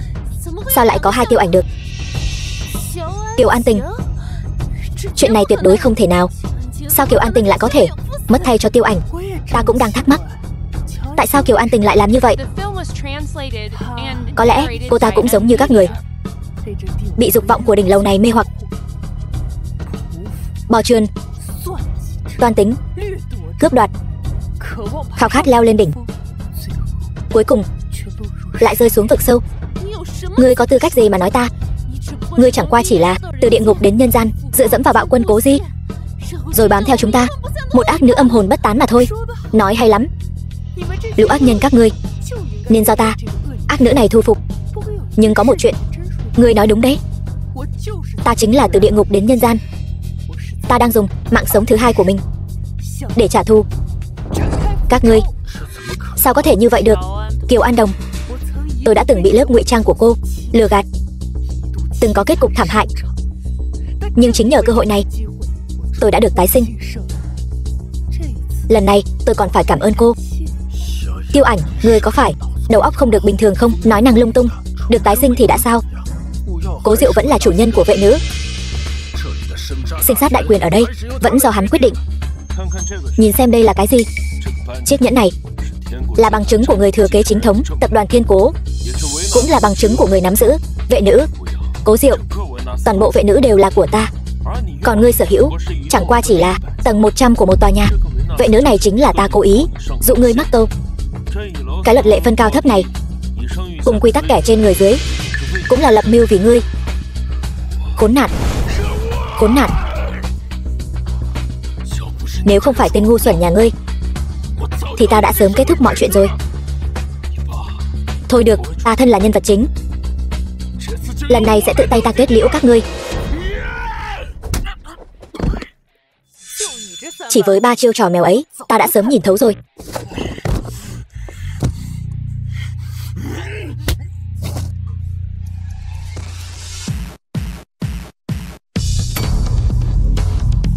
Cái kết cục như vai phụ thế này lại càng thích hợp với ngươi hơn. Tiếp theo sẽ xử lý hai ngươi. Ngươi không có quyền xử lý chúng ta, ngoại trừ Điển Ngục trưởng Minh Ngục Hải Thành. Không ai dám dùng tư hình với chúng ta. Trùng hợp thay, ta chính là Điển Ngục trưởng. Điển Ngục trưởng sao có thể là nữ nhân được, có phải hay không? Đi theo ta đến Minh Ngục Hải Thành một chuyến thì sẽ biết. Tiêu Ảnh, ngươi thật sự không biết xấu hổ. Đây nhất định là tên đàn ông ngươi câu kéo được từ đâu đó đến đây lừa ta. Điển Ngục trưởng đại nhân, thuộc hạ đến muộn. Kiều An Đồng, Đoàn Tư Thần, mau chóng đầu hàng đi, nếu không khó dung tha. Kiều An Đồng, ngươi xúi giục Ngụy Đông Lăng làm nhục ta. Đoàn Tư Thần, ngươi bội bạc, chiếm đoạt tài sản của ta. Hai người lại còn cấu kết đẩy ta xuống sân thượng, nhiều tội cùng phạt. Tử hình thi hành ngay lập tức. Vu oan, đây là vu oan. Tất cả những chuyện này đều không xảy ra. Ta liều mạng với ngươi. Mặt của ta, mặt của ta. Ta sai rồi, ta sai rồi. Tha cho ta một mạng. Điển Ngục trưởng, hai tên ác nhân này thay vì lấy mạng, chi bằng giam vào Minh Ngục Hải Thành, giao cho Tịnh Khôn và Diệu Dương. Ác nhân tự có ác nhân trị mà. Được, cứ làm theo lời ngươi. Tử hình đổi thành chung thân. Cứ để hai tên bại hoại này từ từ trải nghiệm sự tuyệt vọng của thế gian này. Tiêu Ảnh, ta làm quỷ cũng không tha cho ngươi. Ta nguyền rủa ngươi, cho dù ta biến thành oan hồn cũng sẽ đeo bám ngươi cả đời. Xin tha mạng, Điển Ngục trưởng. Xin lỗi, lễ cưới của hai chúng ta bị phá hỏng thành ra thế này. Váy cưới cũng không mặc được nữa rồi. So với váy cưới, tôi càng thích bộ quân phục này hơn. Nó là huân chương phấn đấu của em, cũng là dấu ấn thuộc về em, cũng là trách nhiệm của tôi.